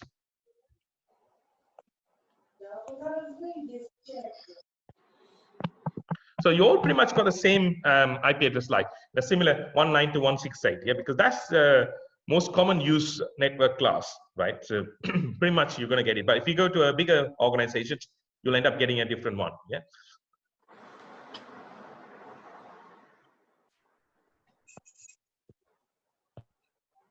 Yes. One. So that's yours, right? Okay. So now you got an IP address. So previously Louis had an IP address which was his local area, which was 192.168.117. Now it's got an IP address. So he's using a VPN, but he's got IP address 178.239.166.255. So you end up getting a different IP address. That is your, now a VPN is something that's slightly different, but then this is what your public IP address, right? Now your private IP address is not, I've got Mike saying 213, So 213.205.192.206. If I ping this IP address from my computer, I can still ping. Don't worry about it. Not anything like hacking or anything, but I can ping because this IP address at the moment it's live public IP address. But I cannot ping your private IP address because it's masked, right? So it is a router and it's masked. So the private IP address is your local area. Public IP address is what people can see from outside. Most of the CCTV application, when you do remote configuration, you're doing it so people can see it from outside, right? So they have to use the public IP address to access you, right? So this is just kind of giving an understanding different. What is public IP address? What is private IP address? Private IP address is something you can control it. You can change it, isn't it? If you want to change to a different class, of course you can change it. But public IP address is controlled by your ISP, Internet Service Provider, right? So what is this private IP address? Okay, and if you look at it, so this one has 192.168.113. Then it has a subnet mask of 255.255.255.0. Then the default gateway is 192.168.1.254. And if you look at another device, it also has the similar numbers. The only difference is the last number. Here we got 14. Here we got 13. Right? So now, is there any significant about this subnet mask?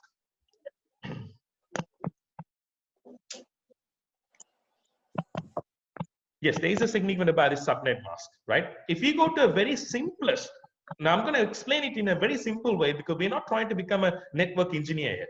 The whole idea is we need to know what we need as a CCTV installers, right? So I'm going to explain you in a very simple way.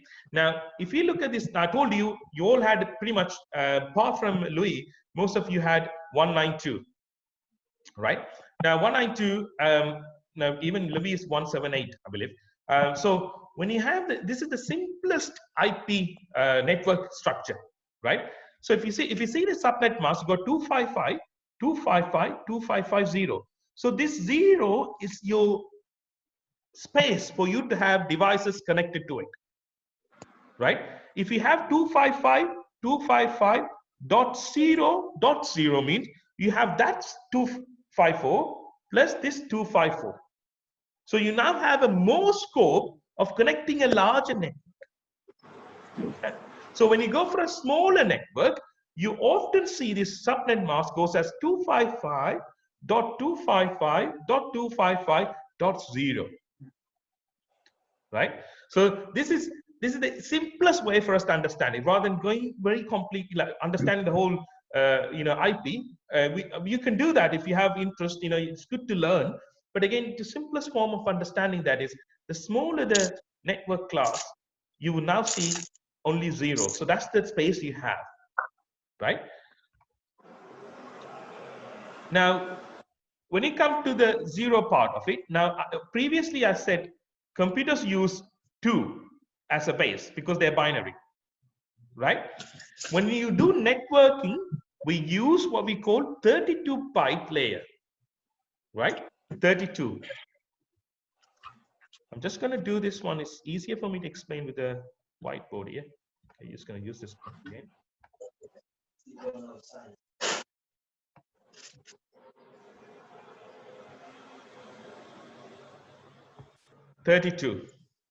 Right? Now, if you look at IP address, typical IP address look like 192.168.1.14, right? Now, it actually translates to 192.168, right? There's no difference. You agree, yeah? Right. Now, how this ones work is, this is like 2 to the power of 8 in 32. You divide 32 by, because you can now see 4 like sections there, yeah? So divide 32 by 4. You end up having 8. So each place you can have 8 bits, right? So it's 2 to the power of 8. So if you work 2 to the power of 8 means, what that means is 2 times, right? I don't know, I got 8 numbers there. 1, 2, 3, 4, 5, yeah, 8. How much it's going to be? Any idea? So I'm good in maths. Now I knew this beforehand, so right. So it's 256. Now you can't use all 256. Why? Because if I go back to my slides again, you will now see in subnet mask when was something like, right? So we're using 1 for broadcasting, and there is no 0. 0 is not a value, right? The 0 is not a number, but 0 is also included in 256. So we've taken that out, you end up having 254. So the maximum numbers you can now go back. If I go back to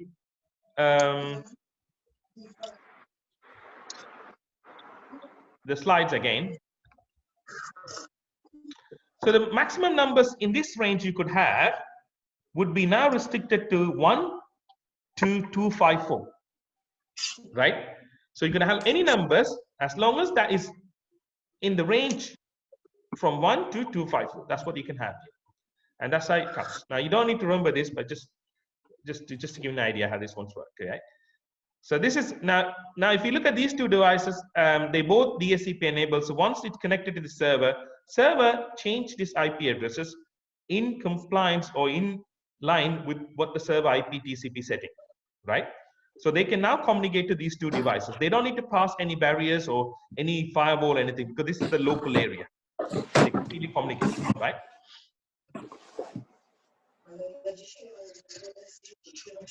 Now, the other thing about when you connect this type of sort of settings, yeah, connections, yeah. Now, let's say you've been called to a site and they got IP cameras, and now they're saying, oh, the camera stopped working, and they don't know what really happened there, right? It stopped working just like that, yeah. The first thing you could do is that instead of taking the ladder and going there, checking the camera, is there anything else you could do just to make sure the camera is there in the network? Because first and foremost, it's important for us to make sure the camera is being seen by the NVR, isn't it? Or the router. All right. If somebody cut the cable in between, the connection is lost. But instead of just going physically and checking the cable, is there any shortcut for us to see whether the camera is still existent in the local area?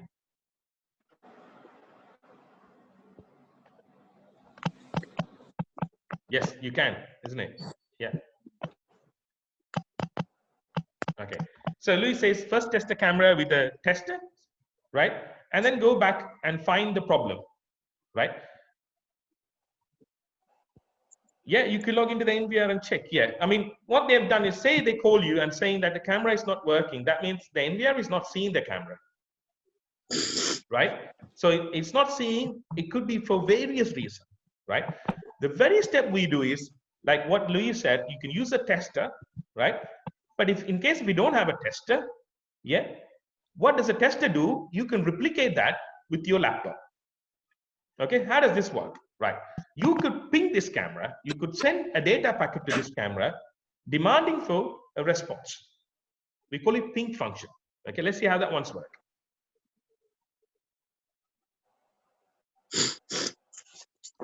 Yeah, you can go through the, so Coco say, go through the NVR to see, or go through the router. But the tester is the main tool for CCTV. Louis says the tester is the main tool for CCTV. Right.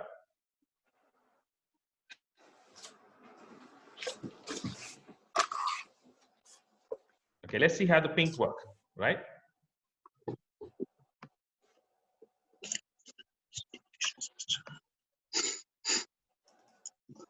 So that's the camera. You can see that there. And you could call that command prompt and you can start pinking this camera. Right? When you ping the camera, remember I said about 32 bytes before. So you can see that the camera is using a TCP IP layer, which is 32 bytes, right? You can see that if your laptops find these cameras in the network, it's going to say 4 packets sent, 4 packets received, lost 0. So the IP address of the camera is then put into the system, right? Now, like what Coco was saying to me before, it makes sense because you go to the NVR, like what Richard was saying to me, you go to the NVR.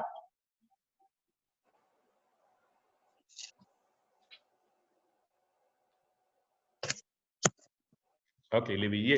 Use a tester, Louis, to check it, right? Okay, great. Yes. Now, Richard wants to know, how would you find the IP address of the camera? Now, that's a good question. If you don't know the IP address, you can't log into this camera, can you? You can't. So you need to know the IP address because you don't know what IP address has been assigned to this camera from the server. Yeah.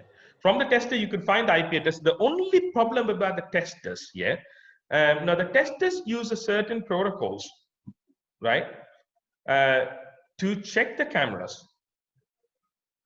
So they can see the IP address, but not necessarily the tester will be able to open the cameras. You know why? Because the video protocol is different from IP protocol. Video protocol could be not on wave, something else, a private protocol. Now, most of the testers inbuilt with Hikvision's Dawa, Access, and Bosch protocol. But if it's a strange camera, or if it's a camera using even a Dawa protocol, different version of it, and if a tester is not being up to date with the same version, it may find it harder to ping the camera, right? So that's something to bear in mind when you use these testers, right? Other than that, the testers will find the IP address of the camera, right? But let me put it in an easier way first, Richard, right? Now, yes. Now, you have to connect your laptop to the LAN to ping it. That's correct, Mike. But the question is, when you connect the laptop to your LAN, you need to know the IP address of the camera because you might have 1,000 devices connected to the same LAN, isn't it? Yes. A lot of testers use wide range of protocol, but you know, in some cases, we're saying there's no 100%. You know what I mean? So that's what I'm trying to say. Yeah.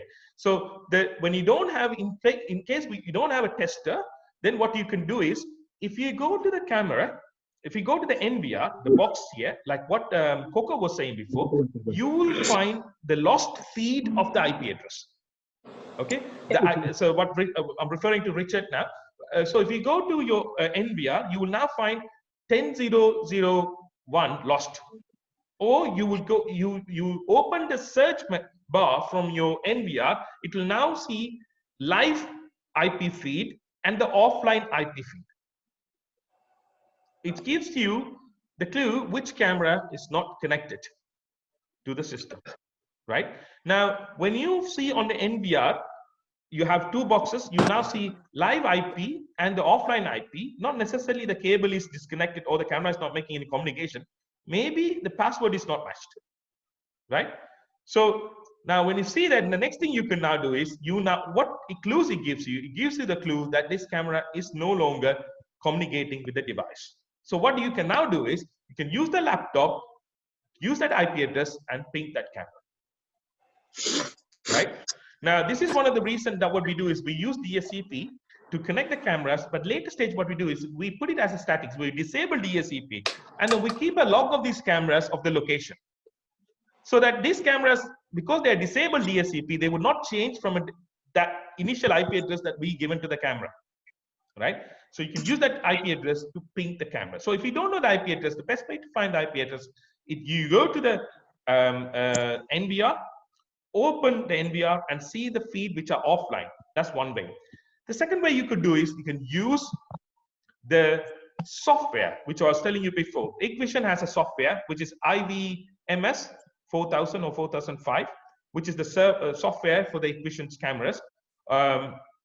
If you open that software and if you do a search, then you would get the IP address, right? So there are different ways to do that one, right? So the best thing to do is to go to the NVR, because if the camera is disconnected, if the wires is disconnected, even with the software, you can't access the camera or you will not be able to see the camera. So getting IP address is quite difficult, right? So, or what you can do is you have to have a log of what IP address been assigned to what camera. Right? So it is important for us in application when we do DSCP in the initial stage to assign the cameras to the local area, then at the later stage we disable DSCP so that IP address remains the same. Right? So if they change the router or if they change the internet provider, then they have to call you for you to go and reconfigure the system. Right? So this is IP address testing side of it. Now, if the IP address is not there, if there's any anything that's not, if it's not connected, if there's a data, if they're not making any communication with the device, then this is what you're going to see. It will not come back, and it will then stop. So this is what one of the feature of TCP. TCP send 4 packets. If it's not getting any acknowledgement, it would stop sending the further packets. So it is more of a connection-oriented protocol, TCP. Every time it sends a packet, demand for an acknowledgement. If there is no acknowledgement received, then it stops sending any further packets. So now you can see it's lost. Then if you see this command front, it stops there.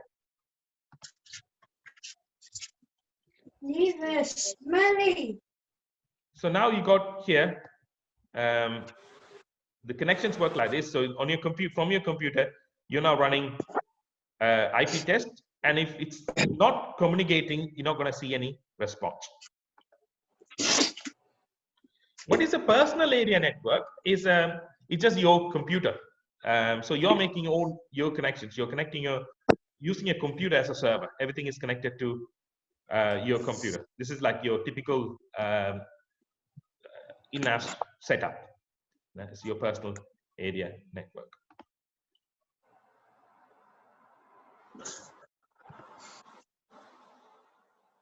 Yes, pretty much like that. Yes, hotspots.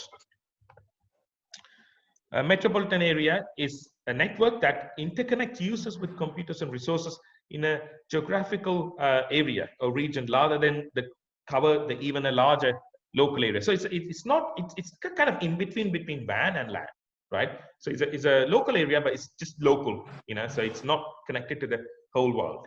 That's the metropolitan area. So the name suggests to you that. Then the wide area network is connected via the internet. So everyone, as long as they're connected to internet, can communicate and so share data between service to service, right? And when it comes to network, for us to know what type of topology they are in network is like how they physically connect these networks, right? You can connect how the wiring is done, right? You can do bus network, right? So it's pretty much like a bus, like a bus stop. Imagine like a bus stop. Bus goes and stop, that's a bus network. The problem with that is if one fails, then obviously it's kind of a, I mean, in electrical we call it radios and rings, So if one fails, you end up getting the rest right, So it's fantastic for a smaller network, easier to configure, and less cable. Obviously, you're just using one cable, unlike a bus. So those are the advantage of it. It can be difficult to identify problem, because if something goes wrong and you don't know what the problem is, because it could be from one end, but then again the second terminal may also have a problem. It can be hard to troubleshoot, and it's not a fantastic option for a larger network. Yeah. And it can slow down, I mean, if it's that's one of the reasons that you don't want it to go larger. Terminators are required for both ends of the main cable. If the main cable is damaged, the network fails or split into two, then the whole network fails. The network fail if the main cable is damaged or split.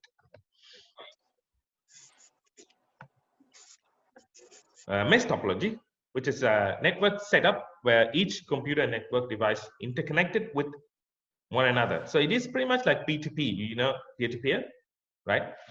So what is actually happening there is like it's a more reliable when it comes to the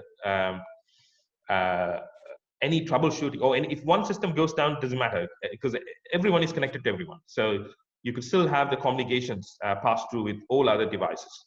So that's another advantage on it.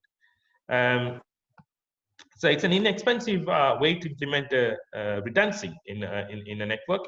If one primary computers or connections in the network fails, the rest of the network continues operate normal. Then you got ring, which is very common. It's kind of a circular data path.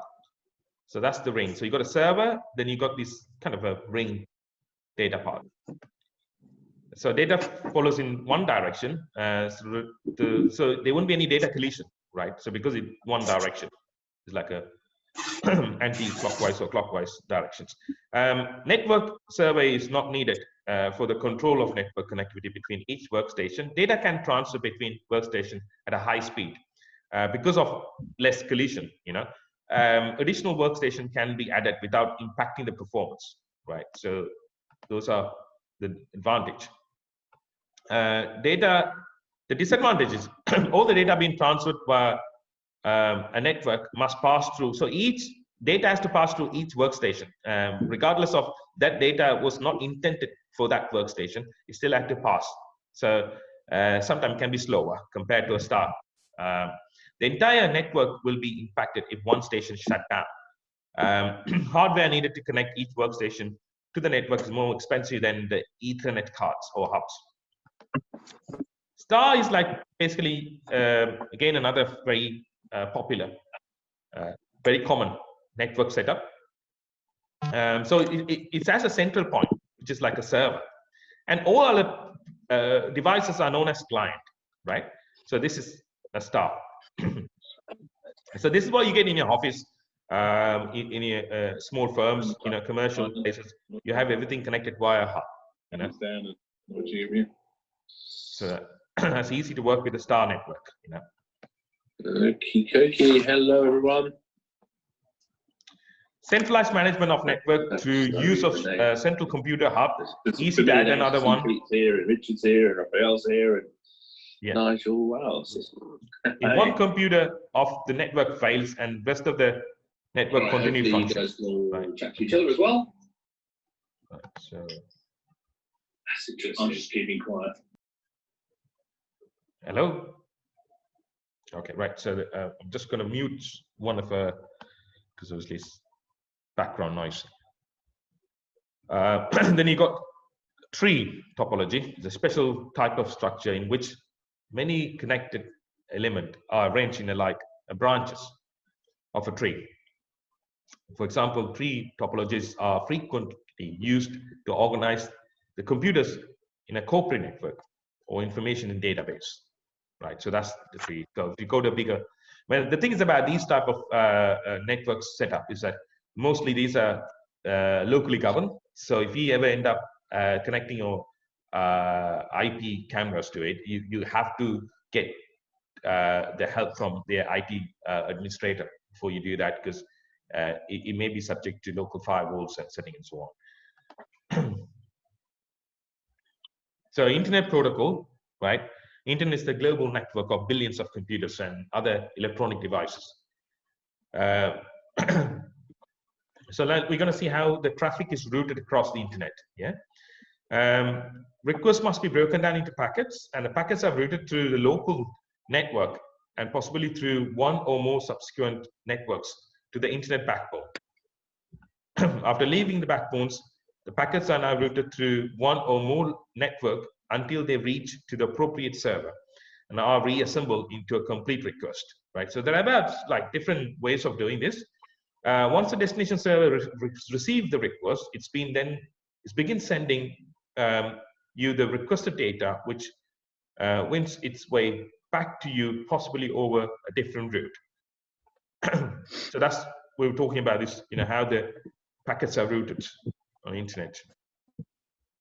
When the packets are routed, so what is protocol? When the packets are routed, you need to understand, like, it's two people, engage in a conversation, and if they're just talking in their own language, it's quite hard to understand. So they have to have a common protocol. It could be a sign language, or it could be something like a international language that they can use. For example, English or French, they can use to sort of communicate. Similar to that, every system has its own protocols. But when you come to the internet, they then have to use the common protocol so they can understand each other. It's very, very similar to the camera video protocols. So TCP protocol, we already discussed about TCP protocol, transmission control protocol, which standardizes the rules that allows computers to communicate on networks such as internet. So that's TCP protocol, transmission control protocol. So what's the difference between TCP and IP? IP is a different layer. TCP is responsible for data delivery once the IP address has been found. So IP is the one allows you to find that destination. TCP is about how you're organizing the data packets, is TCP. A public IP address is an IP address that's the home or business router received from your ISP, internet service provider. Internet service provider. Right. Okay. So we did this exercise before. We found what our IP address is, right? And how to find TCP IP setting. We've done that exercise, but how to find that on an NVR or DVR. First and foremost, you need to have the password and the username of the NVR to log in. Then you have to look for network, setting network to find where this is located, right? And it's easy for me to say that, but a lot of the NVR software is called proprietary. So every software is different, but you just have to use a common sense to find where this setting is. But it's quite, very common. It's called network or LAN. And when you click on it, you'll find TCP IP setting of the NVR or DVR. So this has to be connected to your router. So this is the rear side of a NVR. So this has to be connected to router. And then you normally get two LEDs. Anyone knows what colors these LEDs are? When you connect an RJ45 slot, you get two LEDs. Let me know in the chat. When you connect something to, yeah, that's it. Let's see. Green. Orange and green. That's right. Yes, you got this orange and green. Yeah, there's one color, lit steady. The other one blinks. Which one blinks? Which one lit steady? Orange. Yeah. Yeah, orange is steady. Orange blinks. Okay. Are you sure orange blinks or green blinks?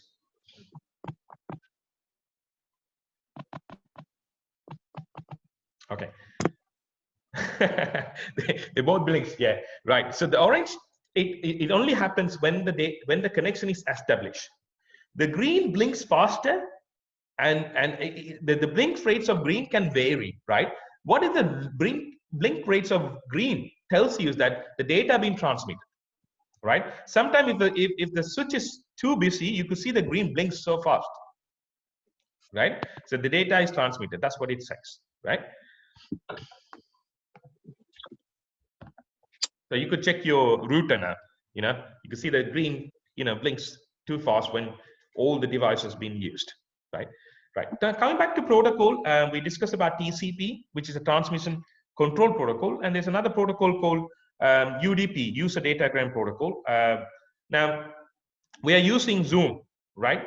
And you can see me on. So, what protocol do you think Zoom use? Is that TCP or UDP?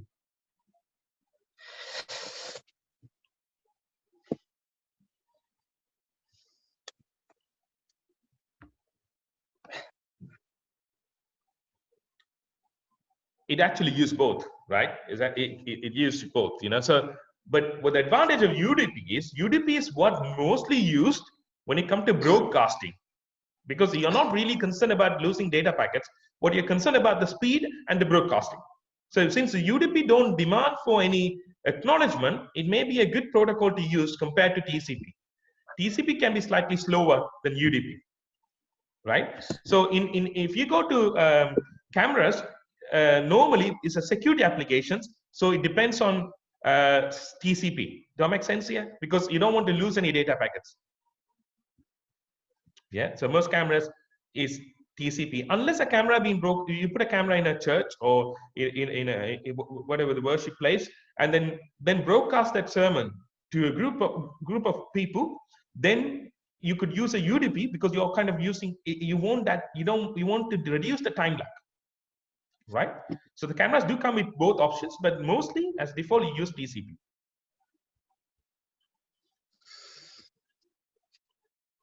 Yeah, it's a quite tricky question, because like if you look at applications where cameras been slowly used the purpose of broadcasting rather than a recording, then UDP may be a best option to use there, because UDP will be faster than TCP because it don't demand for any acknowledgement.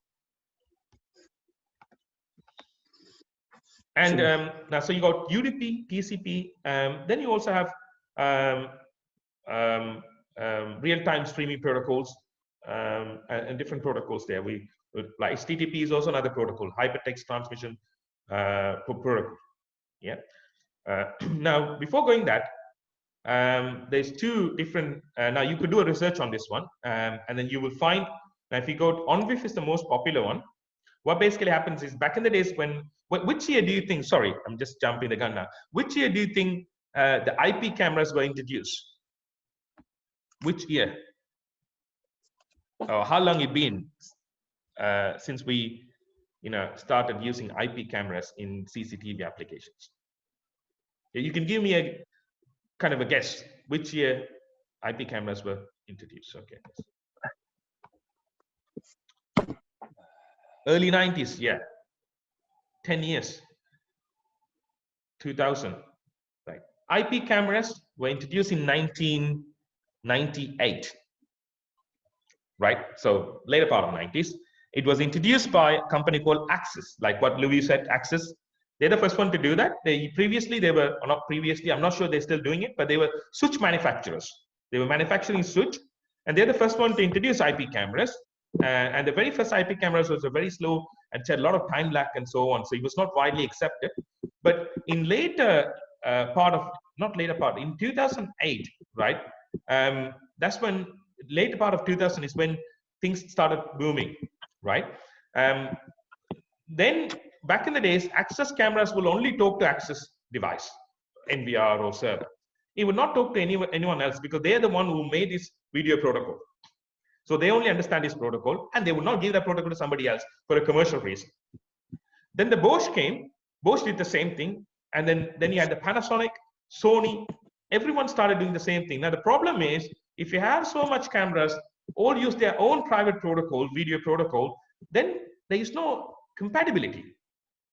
So for an end user, it's a very confusing market, and also the cameras makers will have a monopoly in the market. So in 2008, these people came together. They formed an open forum called OnVIF, Open Network Video Forum. So it's like an open source, right? And they say, look, we form this open forum so that these video protocols can interact with each other, right? That was the birth of this OnVIF, which happened in 2008. So it's been about almost more than 10 years now, right? So any new manufacturers came into market, Hikvision, Dawa, they make their own private protocol. So Hikvision will have their private protocol. Then they'll have OnVIF as a second option. So the Hikvision cameras can also be connected to a different make. Now, this is what I mentioned to you early in this webinar, that if you go to OnVIF website now, after this one, just go to OnVIF website. you'll now find they officially said that they have withdrawn the support for Hikvision and Dawa. Now, these are political maneuvers, so I don't know much about what's going on, what's going to happen in future, but I just want to be in the safer side. So just bear in mind when you use these brands, you got to be careful on, if it's a bigger contract, then obviously the customer expect you to give you ongoing support, and you don't want to jeopardize that by having uncertainty attached to it. So just make sure that when you're using it, use a brand that gives you that long support, right? So OnBase is open protocol, and then same as that, there's another one open was physical security PESA, right? Which is similar to OnBase, but with this one, it's more of not only the camera side, they look at access control, home automation, and so on. So they're not very much specific for the camera industry. Their intention is much broader than video surveillance. So the OnBase is the most popular one, right? So every time you buy a camera, you just look at the pack and you can see the OnBase compatibility. So just give me a few seconds. I'm just gonna, because I thought it's a good idea for me to sort of bring the packet and show you. I'm gonna bring a camera box, and I'm gonna show you this OnBase. Just 1 second.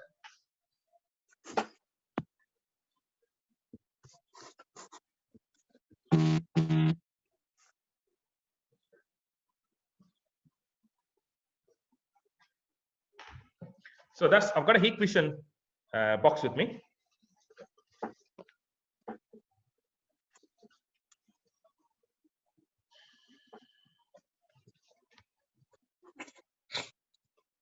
I don't know whether it's upside down or that's the OnBase logo.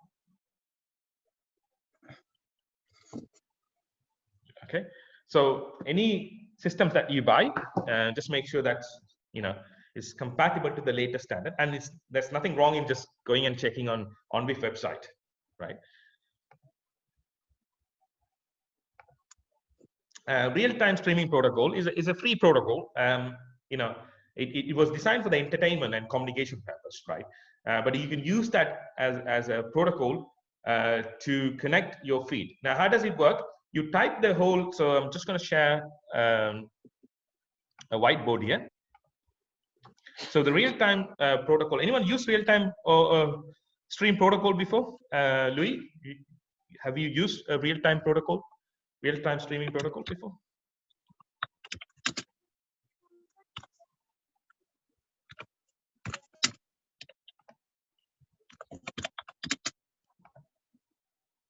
No, okay, right, fine.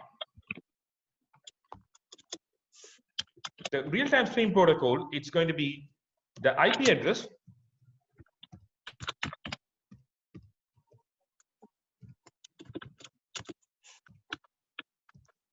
then the username,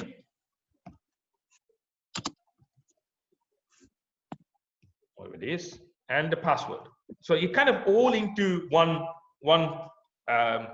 just one line. So you kind of connect to that IP, then it also giving the username and the password to log into the system, right? So I'll show you a real-time camera.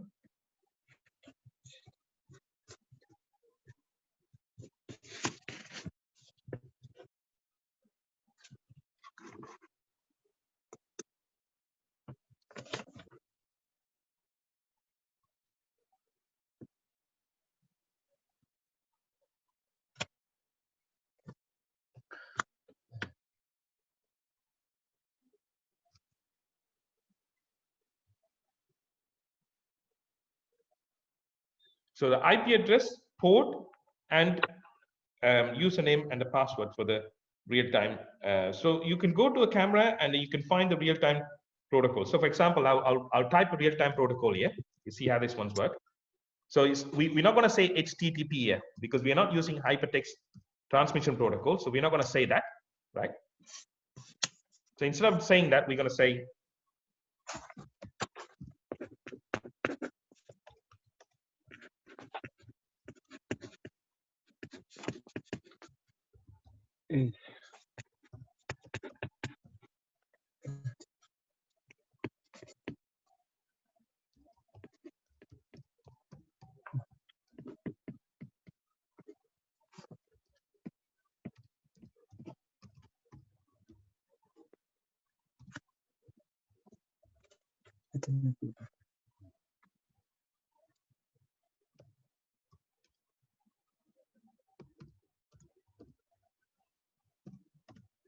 So you kind of give me the IP address, the CAM, and then the channel number. Then in some places you also put the password. So all come into one feed, and then you can now use this feed on a website and embed it into website coding. That means you could say live video feed from Charing Cross. So anyone can just click on it and stream it. So they know, because not every person will have an idea how the IP camera works. You can click on it, you have to put a username and password. You don't have to do that. In real-time streaming protocol, you can incorporate the whole thing. So you are allowing anyone who click that the access to the camera. You know, so and it can be used to integrate cameras to an access control system and so on, right? So that's the real-time streaming protocol days.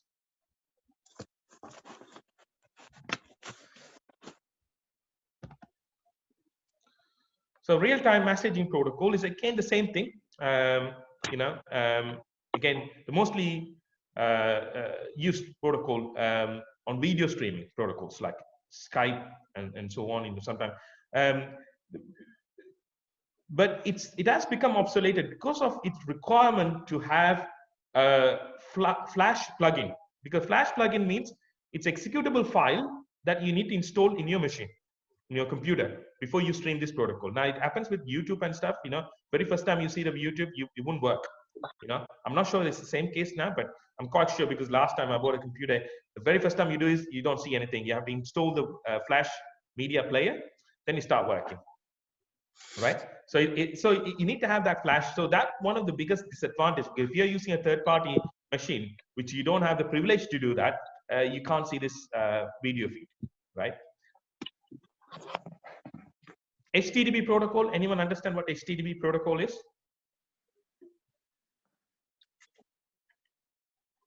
Now this is the one what used in a browser level hypertext transmission protocol, right? So if you are going to a site which is secure, what will happen to this HTTP?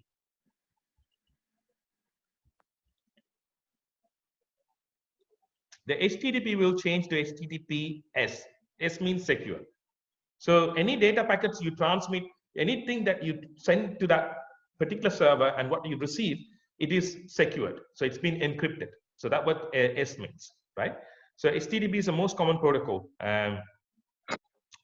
developed by Apple. And private protocols, you got Hikvision, Dawa, Access, Bosch. They have their own private protocol. And nobody knows how the coding works with the protocol because it's a commercial reason. They're not going to tell us how these ones work. But as long as you buy their products, it works. Yeah. So what is important for us here, when you buy a camera, when you buy a recorder, if you buy them from the same make, it's easier, plug and play. But if it's a different make, then you end up need to configure all these protocols, a network class, and the credentials and so on, right?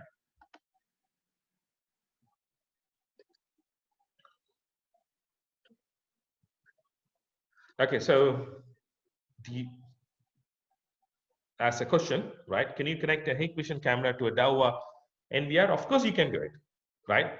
But then you then have to you knowing more about the system rather than just your completely just plug and play. You know, it won't work like that. So what we've done is this is a webinar that I've done to give create awareness about. It's a free webinar, create awareness about this IP and help people understand more about it.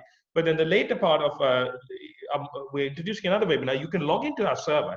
Then you can connect these two cameras and see how that works. So you can virtually enter the virtual logging to our server, and you can start doing it. So you get more understanding how these ones work.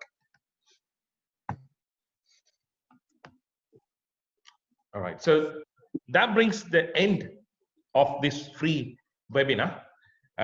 We also have another class that was supposed to happen at 10 o'clock. So I need to go to that room, and some of you already are coming for that class. I need to tell them that it's quite difficult to manage this time, because when you talk about something, it's quite difficult to keep that topic to that subject. You have to go and explain it, So any questions you have so far?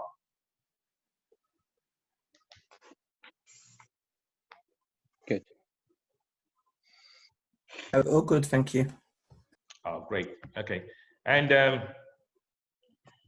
so I've got a question from.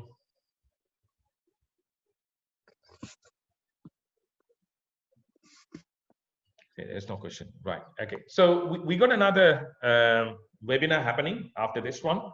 Some of you are staying with that, so that we're doing the CCTV installation course. People who were supposed to come and start the course on the 1st, they missed it. So we are running certain chapters or topics from the course, but we can remotely do. But what I'm doing on the next seminar is I've got another camera here. Okay, it's the second feed. The second feed will show I will show you the station, so you could see me doing it. So you can learn. So what we are doing is we're doing video signal, analog and digital. Then we're doing a BNC crimp, how to do a BNC crimp, and we're doing a Cat5 crimp, how to do a Cat5 crimp. So these are the things that we're covering today on that seminar. But you could see me doing it. And also you have the slides to go through, right?